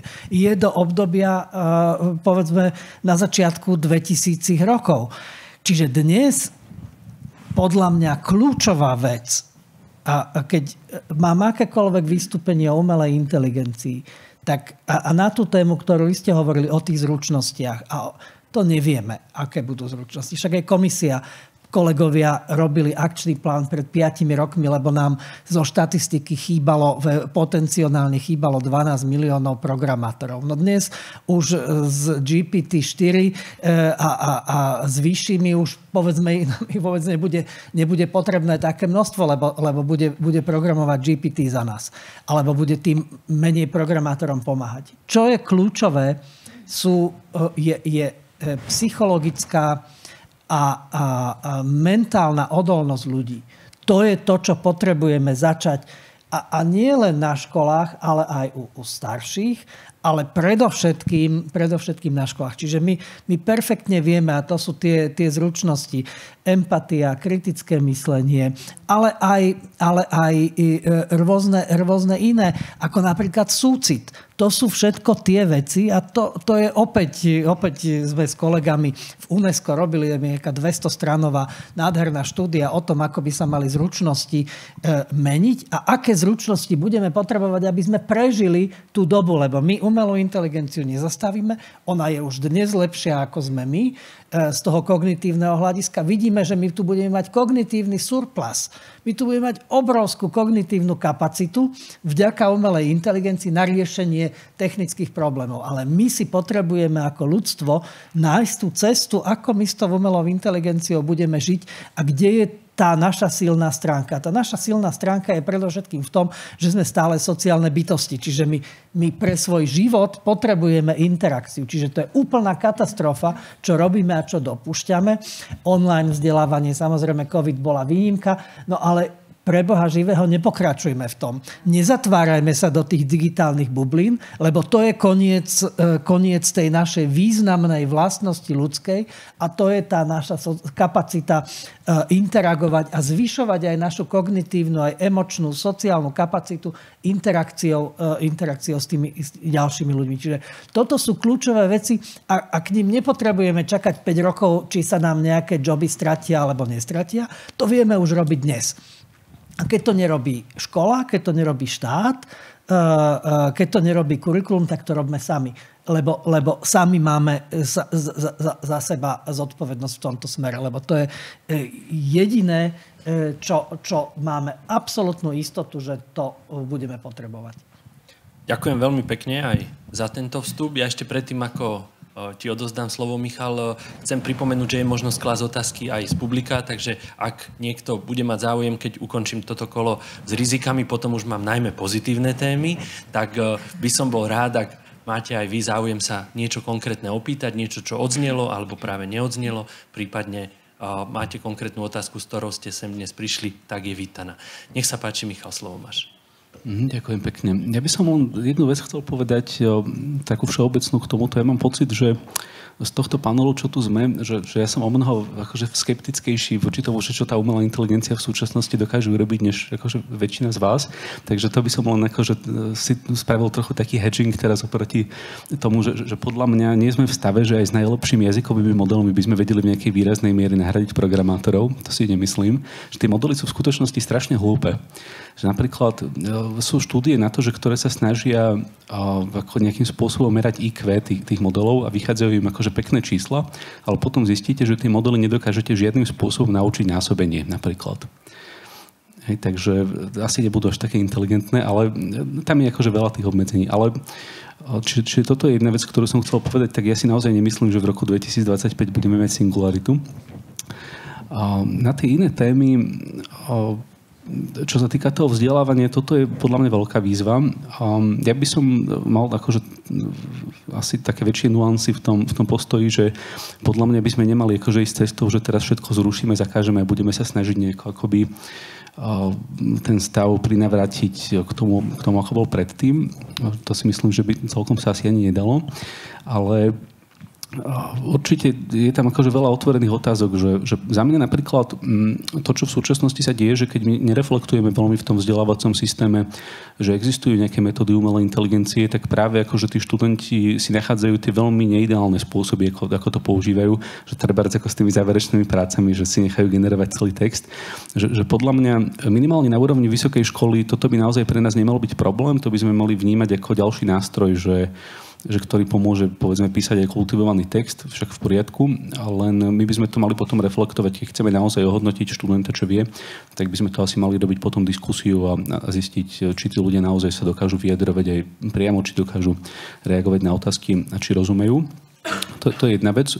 Čiže mali by sme to podľa mňa reflektovať jednak v procese hodnotenia a jednak aj v procese samotného vyučovania. Učiť ich to používať a používať bezpečne, pretože poznáme tie aj veľké medializované prípady, že keď niekto má nerealistické očakávanie od tých modelov, tak to nedopadne dobre, ako povedzme ten právnik v Spojených štátoch, ktorý si dal tú legálnu analýzu spraviť, poslali ju na súd a na súde zistili, že všetky precedensy sú vymyslené, tak potom vstal pred súdom on. Takže to je akože z toho dôvodu, že ľudia jednoducho nerozumejú, že aké sú limitácie tých modelov a to je vždy nebezpečné. No a ešte poslednú vec, ktorú by som chcel povedať, je vôbec k tomu, čo sme sa bavili o pozornosti mladých ľudí, o tom, ako vplývajú na nich tie technológie. Tak ja neviem, či by som išiel do toho úplne až spôsobom, že by som do 18 rokov zakázal všetkým používať mobilné telefóny. To sa mi zdá trochu prehnané, ale myslím si, že je tam veľa vecí, ktoré by sme mali robiť a nerobíme a myslím, že profesor Šucha veľmi dobre ich pomenoval, pretože že naozaj to, čo vlastne dnes máme na sociálnych sieťach a rôzne tie instantné veci, kde posúvate si všelijaké obrázky a sledujete, že ja tomu ani nerozumiem už niekedy, že čo sa tam odohráva, ale že naozaj tie algoritmy sú nastavené tak, že modifikujú naše správanie, modifikujú schopnosť, povedzme, dlhšie sústrediť pozornosť a tak. A toto je niečo, čo si myslím, aj takisto tie dopady na duševné zdravie, že to sú veci, ktoré podľa mňa na technickej vrstve vieme riešiť, len sme sa ako spoločnosť ešte nedostali do bodu, že si vôbec uvedomujeme ten problém a že máme nejaký akože silný impuls to riešiť. Lebo povedzme, akože z môjho pohľadu dobre urobené sociálne siete by mohli mať akože naopak pozitívne vplyvy aj na duševné zdravie. A dokonca by sme vedeli ich používať podľa mňa na prevenciu určitých typov rizik, že keď niekto má napríklad sklony ku samovražde, podľa mňa to vidno zo správania na sociálnych sieťach a my vieme robiť intervencie na základe toho, keby sme chceli. Tak neviem, ako sa úplne dostať odtiaľto, kde sme do bodu, že si toto uvedomíme a začneme sa tomu na nejakej serióznej báze venovať, ale akože treba to spraviť. To absolútne súhlasím. Ďakujem pekne. Týmto by som rád uzavrel to kolo venujúce sa najmä rizikám, ale samozrejme môžeme sa k tomu ešte vrátiť, keď to bude potrebné a zaujímavé. Teraz sa chcem opýtať, či sa niekto v publiku chce opýtať na konkrétnu otázku v týchto prvých častiach. Nech sa páči. Počkajte na mikrofón, prosím. A ak môžete do mikrofónu tú otázku, aby sme to mali aj na zázname. Dobrý deň. Ku tým rizikám, ja by som sa spýtal, že bavili ste sa o tom, že nám vedia nejaké modely pomôcť napríklad pri vývoji liečiv a tak ďalej. Čo nemá ďaleko vlastne od vývoju nejakých drog, jedov, prípadne nejakých, neviem, trhavín alebo nejakých syntetických vírusov a tak ďalej. A bude to teda veľmi prístupné a v podstate hoci kto bude mať takúto možnosť, tak či sa nad týmto nejako uvažuje alebo ako sa dá takéto niečo riešiť. Ďakujem pekne za otázku. Dobre, pani profesorka Halašová, nech sa páči. Tých syntétických vírusov sme schopní vyrobiť hociaký vírus. Je možné proste urobiť nejaký taký model. Vieme strihať DNA na presnom... Áno, že čo sa týka tých vírusov, sme schopní ich vyrobiť. Technologicky proste ovládame, sme schopní robiť hociaké modifikácie v rámci genómu, či už ľudského alebo iného genómu. Sme schopní vypestovať, urobiť somatickú proste hybridizáciu, sme schopní klonovať, vyšla iba zatiaľ doly, ale klonujú sa psi a keď je technológia, tak vieme klonovať všetko.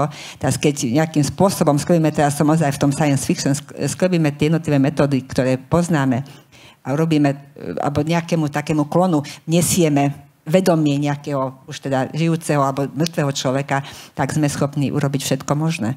Na to treba iba nejaké regulácie. Ja vám neviem povedať, že proste ako regulácia Únie bude schopná ovplyvniť reguláciu umelej inteligencie v iných krajinách. Neviem, ja som zachytila minulý týždeň správu hlavne teda jednej z tej spoločnosti pána Muska, volá sa to, že Neuralink a oni vlastne vyvíjajú práve tie rôzne čipy a implantujú ich ľuďom a teraz sledujú, že ako budú tí ľudia vlastne s tým implantátom schopní existovať, že či to neovplyvní aj ich mentálne proste schopnosti, asi to ovplyvní. Čo to prinesie, ozaj neviem predikovať, ale tieto riziká tam sú. Ďakujem pekne. Aspoň sa ako vraví, že každý péda študent, ktorý robí z molekulárnej biológie, je schopný vyrobiť nový vírus. Ďakujem. Pán profesor Šucha chcel reagovať a potom dám slovo pani profesorka. Je to problém. Ja som bol na jeseň, bola taká konferencia dezinformácie, nové technológie a demokracia. A tam práve hovorili príklad o tom, ako sa vlastne dá relatívne jednoduchým spôsobom obísť, lebo aj to GPT, či ChatGPT má nejaké také ochranné mechanizmy na to, aby keď mu zadáte, že ako sa dá vyrobiť nejaká trhavina, tak vám to nepovie, ale tam ukazovali tí chlapci, že aké je to jednoduché to obísť. Takže v podstate nemáme tu nejaké ochrany okrem nejakých takých všeobecných vecí, takých všeobecnej legislatívy a tak ďalej, ktorá samozrejme sa môže nerešpektovať. Takže toto všetko sú veľké riziká, ktoré už tu dnes sú s nami. Ďakujem pekne. Ešte pani profesorka Plevková chcela reagovať. Ja by som zareagovala na tú vašu otázku, pán kolega. Áno, vývoj liečiv podlieha samozrejme nejakým legálnym inštitúciám, ktoré to kontrolujú, či už v Spojených štátoch alebo v Európe. Ale máte pravdu, že ak sa použijú tie nástroje nesprávne, tak môže sa vytvoriť látka, ktorá nie je profitujúca pre človeka, ale naopak škodlivá. Len to už je potom otázka nie toho, čo sa legálne tvorí a vytvára, ale otázka nejakých ilegálnych činností. Za seba by som povedala len toľko, že vytvoriť nejaké liečivo a otestovať ho povedzme na bunkových kultúrach alebo na zvieracom modeli je to dlhá cesta a viem si predstaviť, že niektoré farmafirmy sa môžu uchýliť k tomu ten proces skrátiť čo najkratšie, aby ten liek mohli marketovať a benefitovať z toho. A myslím si, že to tak aj robia, ale na európskej pôde aj my sme súčasťou projektu TEV Health, ktorý sa zaoberá aj týmto a zaoberá sa práve aj aplikáciou programov, algoritmov umelej inteligencie do vývoja liečiv a do bezpečnosti. Je tam niekoľko takých work packages, my sme súčasťou len niektorých a konkrétne nie sme práve v tom bezpečnostnom balíku, ktorý rieši tú bezpečnosť. Je tam, tuším, 37 tých účastníkov tohto veľkého európskeho projektu a myslí sa aj na to, čo ste práve vy hovorili, že je možné pripraviť látky, ktoré sú pre ľudí prospešné, ale aj samozrejme nebezpečné. Ešte by som to dodala pani profesorke. Samozrejme, reguluje sa výroba liečiv, regulujú sa všetky tieto biologické postupy na úrovni teda aj Únie, aj Spojených štátov amerických, aj niektorých ďalších krajín. My nevieme ovplyvniť, ale laboratória, ktoré sú v tretích krajinách, o ktorých ani nevieme. A toto je podľa mňa bezpečnostné riziko pre všetkých nás. Lebo keď vieme, že tie metódy sú známe, všetky môžu byť zneužité. To máte to isté, ako máte atomová bomba. Ako jadro sa využíva ozaj v mnohých aspektoch a je veľmi pozitívne, ale môže sa to využiť aj na negatívny dopad. Čiže toto je čiste má tom danom človekovi, že aké má to možno to vnútorné cítenie a kedy použije alebo nepoužije. Regulácie na množstvo tých proste aplikácií sú, ale iba v tých krajinách, na ktoré proste máme my možno dosah. Ďakujem pekne za túto odpoveď. Stačilo vám tak, alebo budete mať doplňujúcu otázku? Dobre, ďakujem pekne. Ja v tejto súvislosti chcem aj odporučiť najnovší americký film Oppenheimer, aj keď sme sa dohodli, že teda nebudeme robiť reklamu, ale v tomto prípade si ju dovolím urobiť, pretože je to film, ktorý hovorí práve o tom vstupe do myslenia vedcov pri vývoji atomovej bomby, takže nie je to reklama z pohľadu filmu, ale je to reklama z pohľadu práve toho, čo nás možno čaká v niektorých diskusiách aj ohľadom diskusie o umelej inteligencii a myslím si, že tvorcovia to takto aj mysleli, teda tvorcovia filmu. Dobre, ak nie sú ďalšie otázky z publika, ja by som sa teraz rád venoval, aj keď už ste sa toho dotkli viacerí a v podstate ste aj odpovedali, ale aké sú milníky v tých našich vedných disciplínach, ktoré predpokladáte v tej blízkej budúcnosti. Ako sa umelá inteligencia bude vyvíjať, ako sa budú vyvíjať jej aplikácie, prípadne je niečo, čo sme ešte nespomenuli v tom, akým spôsobom budeme používať umelú inteligenciu? Pán profesor Rudic, ak môže začať teraz. No, to je ťažké. Som trošku teraz na pochybách, že či mám skôr hovoriť o tom výskume, alebo skôr o pedagogike, o študentoch, ktorí sú v oblasti multimédií, lebo tam si to viem oveľa lepšie predstaviť. Ja ti dám ešte čas na rozmyslenie, lebo vidím, že si to potrebuješ premyslieť, ale pán profesor Šucha veľmi pekne povedal, že hovoríme o nejakých reformách aj v školstve. My momentálne prechádzame procesom komplexnej akreditácie. Reflektovali sme v rámci viacerých predmetov využívanie umelej inteligencie? Čaká nás to? Budeme to musieť ešte viac zapracovať do jednotlivých predmetov? Dokonca české univerzity hovoria o tom, že idú zrušiť diplomové práce.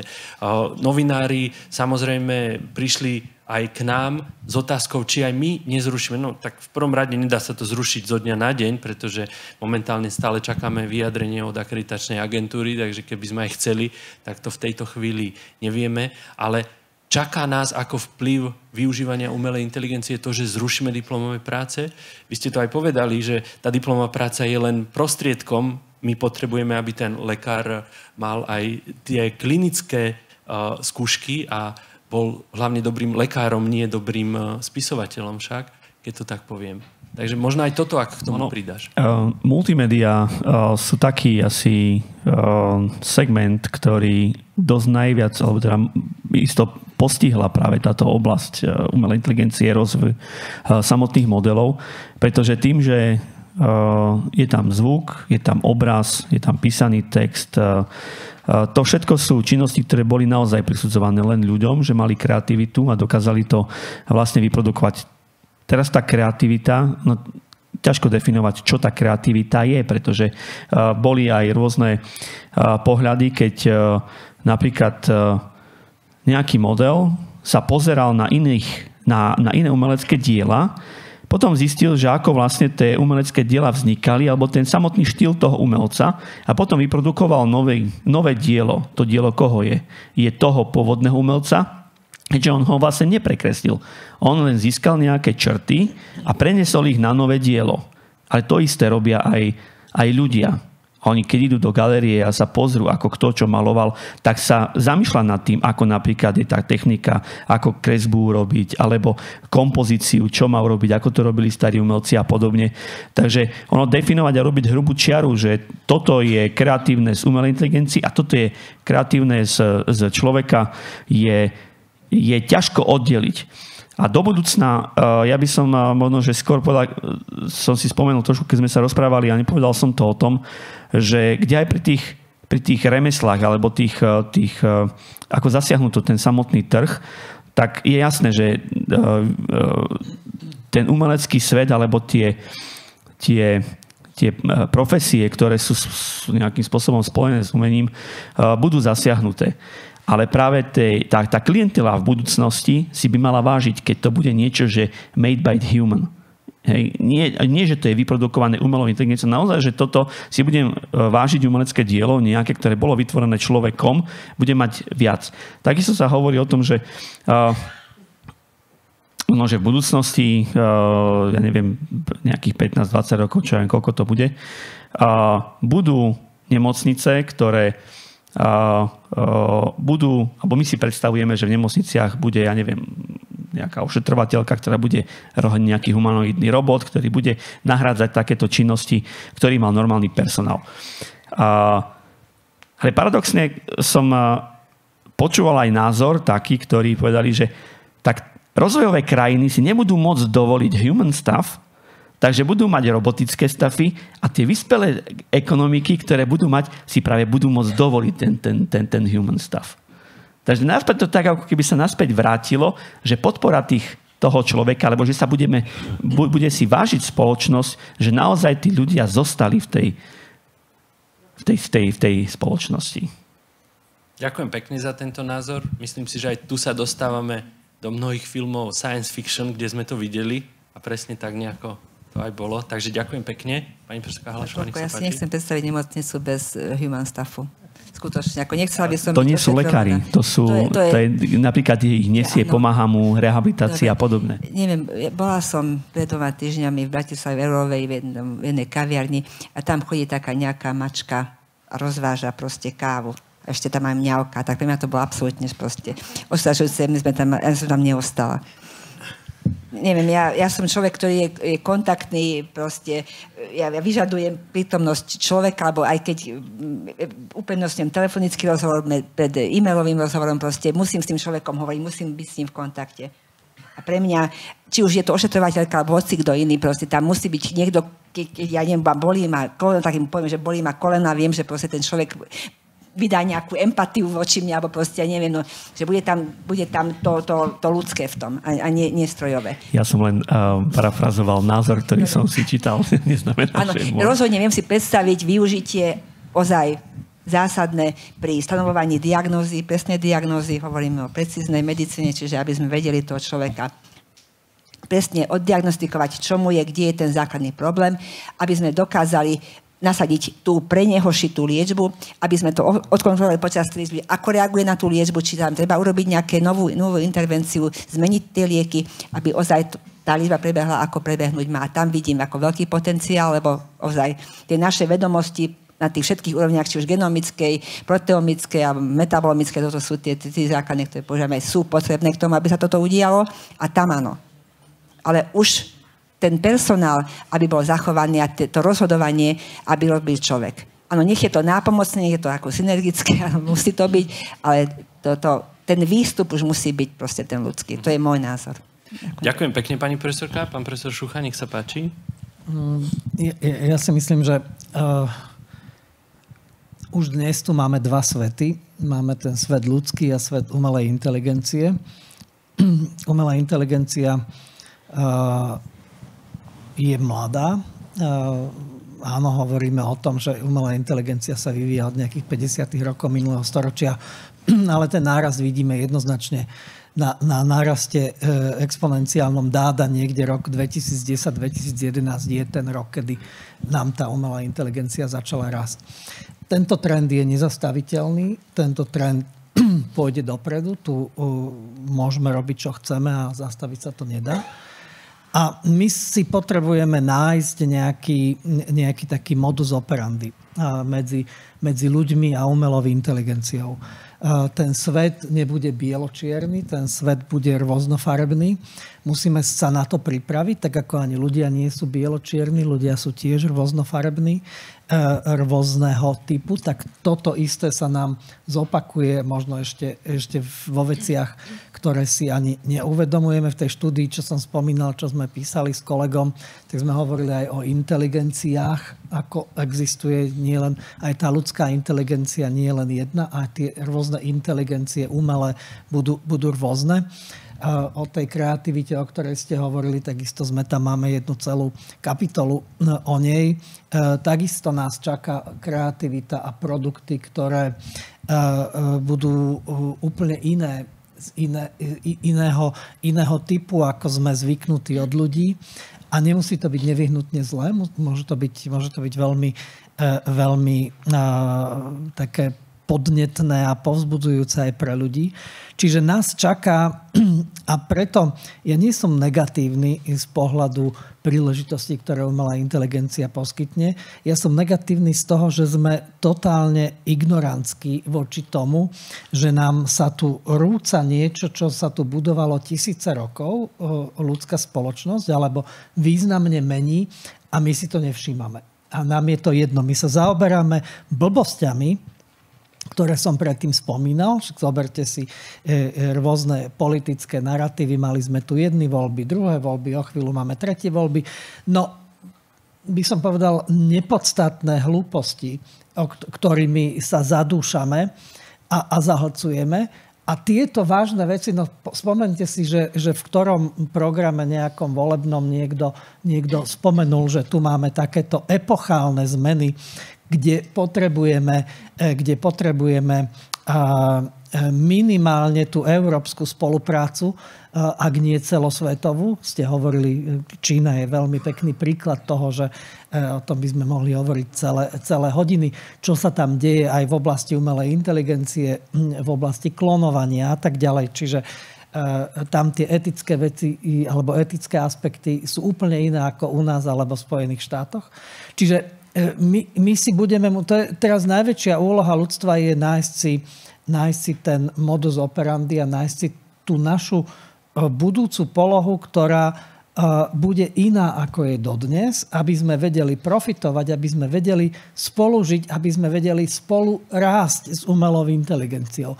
Aby to budúcno bolo k lepšiemu ľudstvu alebo k takému prosperujúcejšiemu ľudstvu, nie nevyhnutne materiálne, ale takému možno, že kvitnúcemu ľudstvu v spolupráci s umelou inteligenciou, a aby sme zabránili tomu negatívnemu scenáru bez toho, aby sme ten negatívny scenár nejako umelo potláčali a nehovorili o ňom, lebo keď o veciach nehovoríme otvorene, tak oni sa stanú. Lebo oni niekde rastú. Aj tu nám rastie nebezpečenstvo a keď o nám nebudeme hovoriť, tak budeme prekvapení. A ja by som bol dosť nerád, aby sme o 5 rokov, lebo tu nehovoríme o desiatkách rokov, tu hovoríme o rokoch, tu hovoríme o mesiacoch. Veď tá AGI, tá všeobecná umelá inteligencia, no niektorí odhadujú, že do konca roka bude, alebo budúci rok bude. No možno nie, možno áno.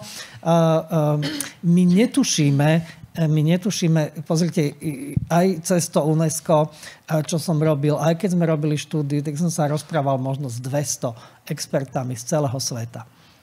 A my ani netušíme, čo sa robí v tých veľkých laboratóriách. Vy ste predikovali ChatGPT, že bude. Ja som o GPT sa dozvedel vtedy, keď napísal GPT ten článok do Guardianu pred 2 rokmi alebo 3 rokmi, že to sú veci, ktoré sú šialene rýchle, ktoré sa dejú. My netušíme, čo sa deje v tých laboratóriách, ktoré v porovnaní s programami výskumnými slovenskými alebo európskymi, tak sú o niekoľko rádov vyššie tie investície, ktoré sú úplne netransparentné. My netušíme, čo sa tam deje. Čiže vieme tie veci možno dovidieť na rok, vieme tie veci, a možno ani to nie, rok a pol. To sú tie horizonty, o ktorých hovoríme. Čiže musíme robiť to, čo vieme a tá predikcia alebo tá vízia toho je spolužitie. A preto musíme urobiť. A ono to nepríde samo. Tak ako prosperujúca spoločnosť nepríde sama, ako fungujúca Európska únia nepríde sama, musíme to vytvoriť my. Tak aj toto musíme vytvoriť my, to spolužitie. A to by som povedal, že je najväčšia výzva ľudstva, možno porovnateľná, ja neviem, s tým, keď ľudstvo začalo pracovať a keď začalo obrábať pôdu nejakým rozumným spôsobom pred tisíckami rokov a možno Gutenbergov stroj. Viete, objavil sa Gutenbergov stroj a začali sme šíriť knihy a toto je oveľa väčšia zmena. Mali sme tu 100 rokov vojen v Európe. Čiže to sú tie možné dôsledky, ktoré si treba uvedomovať, že to je obrovská zmena v spoločnosti a tá obrovská zmena spoločnosti musí byť čo najviac predvídaná a musí byť nejakým spôsobom korigovaná. Ďakujem veľmi pekne. Pani profesorka Plevko, nech sa páči. Ďakujem za slovo. Ak sa mám vyjadriť k tomu, kde bude umelá inteligencia v mojom obore a aké očakávam jej implementácie v mojom obore, čo je medicínske vzdelávanie, dovolím si povedať, že ako pán profesor hovorí, sú veci, ktoré sa vyvíjajú veľmi rýchlo a sú ministerstva, ktoré pracujú veľmi pomaly v kontraste s tým. Takže ja sa toho vôbec neobávam, pretože ja sa snažím 12 rokov dostať do medicínskeho kurikula simulácie na slušnej úrovni, čo sa mi doteraz nepodarilo. A myslím si, že problém je v tom, ako hovorí pán profesor, že my riešime naozaj hlúposti, riešime medvede, že kde si behá po Mikuláši a neriešime skutočne dôležité veci. Zoberte si, koľko ministrov zdravotníctva sa vymenilo, koľko úradníkov sa vymenilo. Ja keď tam prídem, tam za každým sedí nejaká iná pani, ktorú musím presviečať o tom, prečo simulácia je dobrá v medicínskom vzdelávaní. Takže my, čo by sme potrebovali, sú vzdelaní a múdri ľudia, určite aj z pôdy Žilinskej univerzity a v symbióze s lekárskymi fakultami, ktorí by dokázali vytvoriť nejaké metodické postupy a pokyny, ako zavádzať nástroje umelej inteligencie do medicínskeho vzdelávania a aby tam zotrvali napriek meniacej sa politike. Lebo títo múdri ľudia nás vedia posunúť dopredu. Nie úradníci, ktorí sa menia každú chvíľu. To je náš najväčší problém, ktorý ja vidím v zmene kurikula, v zmysle pripodobniť slovenské kurikulum, povedzme nejakým americkým lekárskym fakultám a už aj ázijským, pretože ázijské medical education je ďaleko pred nami. Takže ja sa nebojím, že by som sa toho dožila, že umelá inteligencia by bola u nás na fakulte v Martine a riešila študentom nejaké rozvrhy. Ďakujem pekne. Ďakujeme veľmi pekne. Tak my veríme, že keď ten tunel do Martina dostávame, takže že to bude rýchlejšie. Ďakujem veľmi pekne. Ja ešte dám slovo docentovi Gregorovi. Nech sa ja som si dovolil zatlískať tomuto poslednému preto, lebo to vnímam úplne podobne, že my naozaj tak pomaly reagujeme na niektoré veci, že akože keď vo svete majú problém reagovať na to, ako sa vyvíja umelá inteligencia rýchlo, tak u nás akože, a zvlášť vzdelávací systém, že to naozaj teda bude veľmi dlho trvať, kým zistíme, že to vôbec existuje. A znovu mám pocit, že sa teraz ukázalo vlastne v tej diskusii, že ja som stále taký skeptickejší voči tomu, že ako to je až dobre teraz tá umelá inteligencia. A ja by som polemizoval s tým, že úplne nevieme, že čo sa vlastne deje. Úplne súhlasím, že nevieme to predikovať, že nejaká všeobecná umelá inteligencia je na viac ako povedzme 2 roky dopredu. To by som si naozaj netrúfal, tam je tá neistota už dosť veľká. Ale nemyslím si, že ChatGPT je niečo, čo sa objavilo akože z ničoho nič, že to si naozaj nemyslím, že my sme vedeli 2014 alebo 2015, že sa objavujú neurálne jazykové modely, ktoré nevedeli toho veľa robiť, vedeli modelovať, povedzme, vedeli generovať nejaké shakespearovské sonety alebo podobné veci, nie veľmi praktické využitie. A potom veľmi postupne sa objavovali a boli všetky zverejnené modely od OpenAI, model GPT pôvodný, bol k dispozícii, nepamätám si presne v ktorom roku, potom sa možno tak 2018 objavil GPT-2, ktorý zverejňovali postupne, lebo tam už bolo že pomerne veľké riziko, že sa zneužije povedzme na nejaké generovanie dezinformácií a tak. Až potom z GPT-3 a 4 prešli do toho, že už dávajú len prístup cez API, kde vedia mnoho viac riadiť, že čo sa s tým dá ďalej robiť. To je mimochodom zaujímavá debata tiež, že do akej miery by mali byť tie modely otvorené, hlavne tie veľké modely.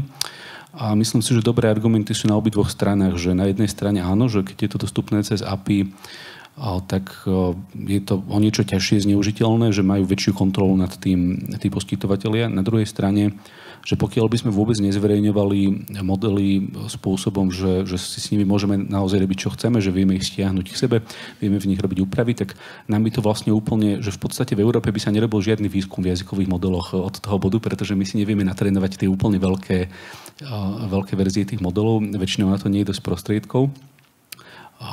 Takže to myslím si, že by nás asi dosť brzdilo a to by bola škoda, pretože Európa je práve také miesto v rámci celého sveta, že kde sa dosť dbá aj na tie etické aspekty a že práve tu sa robí veľa výskumu v tom, ako tie modely využívať a povedzme, ako odstraňovať v nich aj tie biasy, ako ich využívať povedzme na riešenie kvality informácií, boj s dezinformáciami a tak. Takže z tohto pohľadu zase je dobré, že tie modely sú k dispozícii, vieme na nich ten výskum ďalší robiť.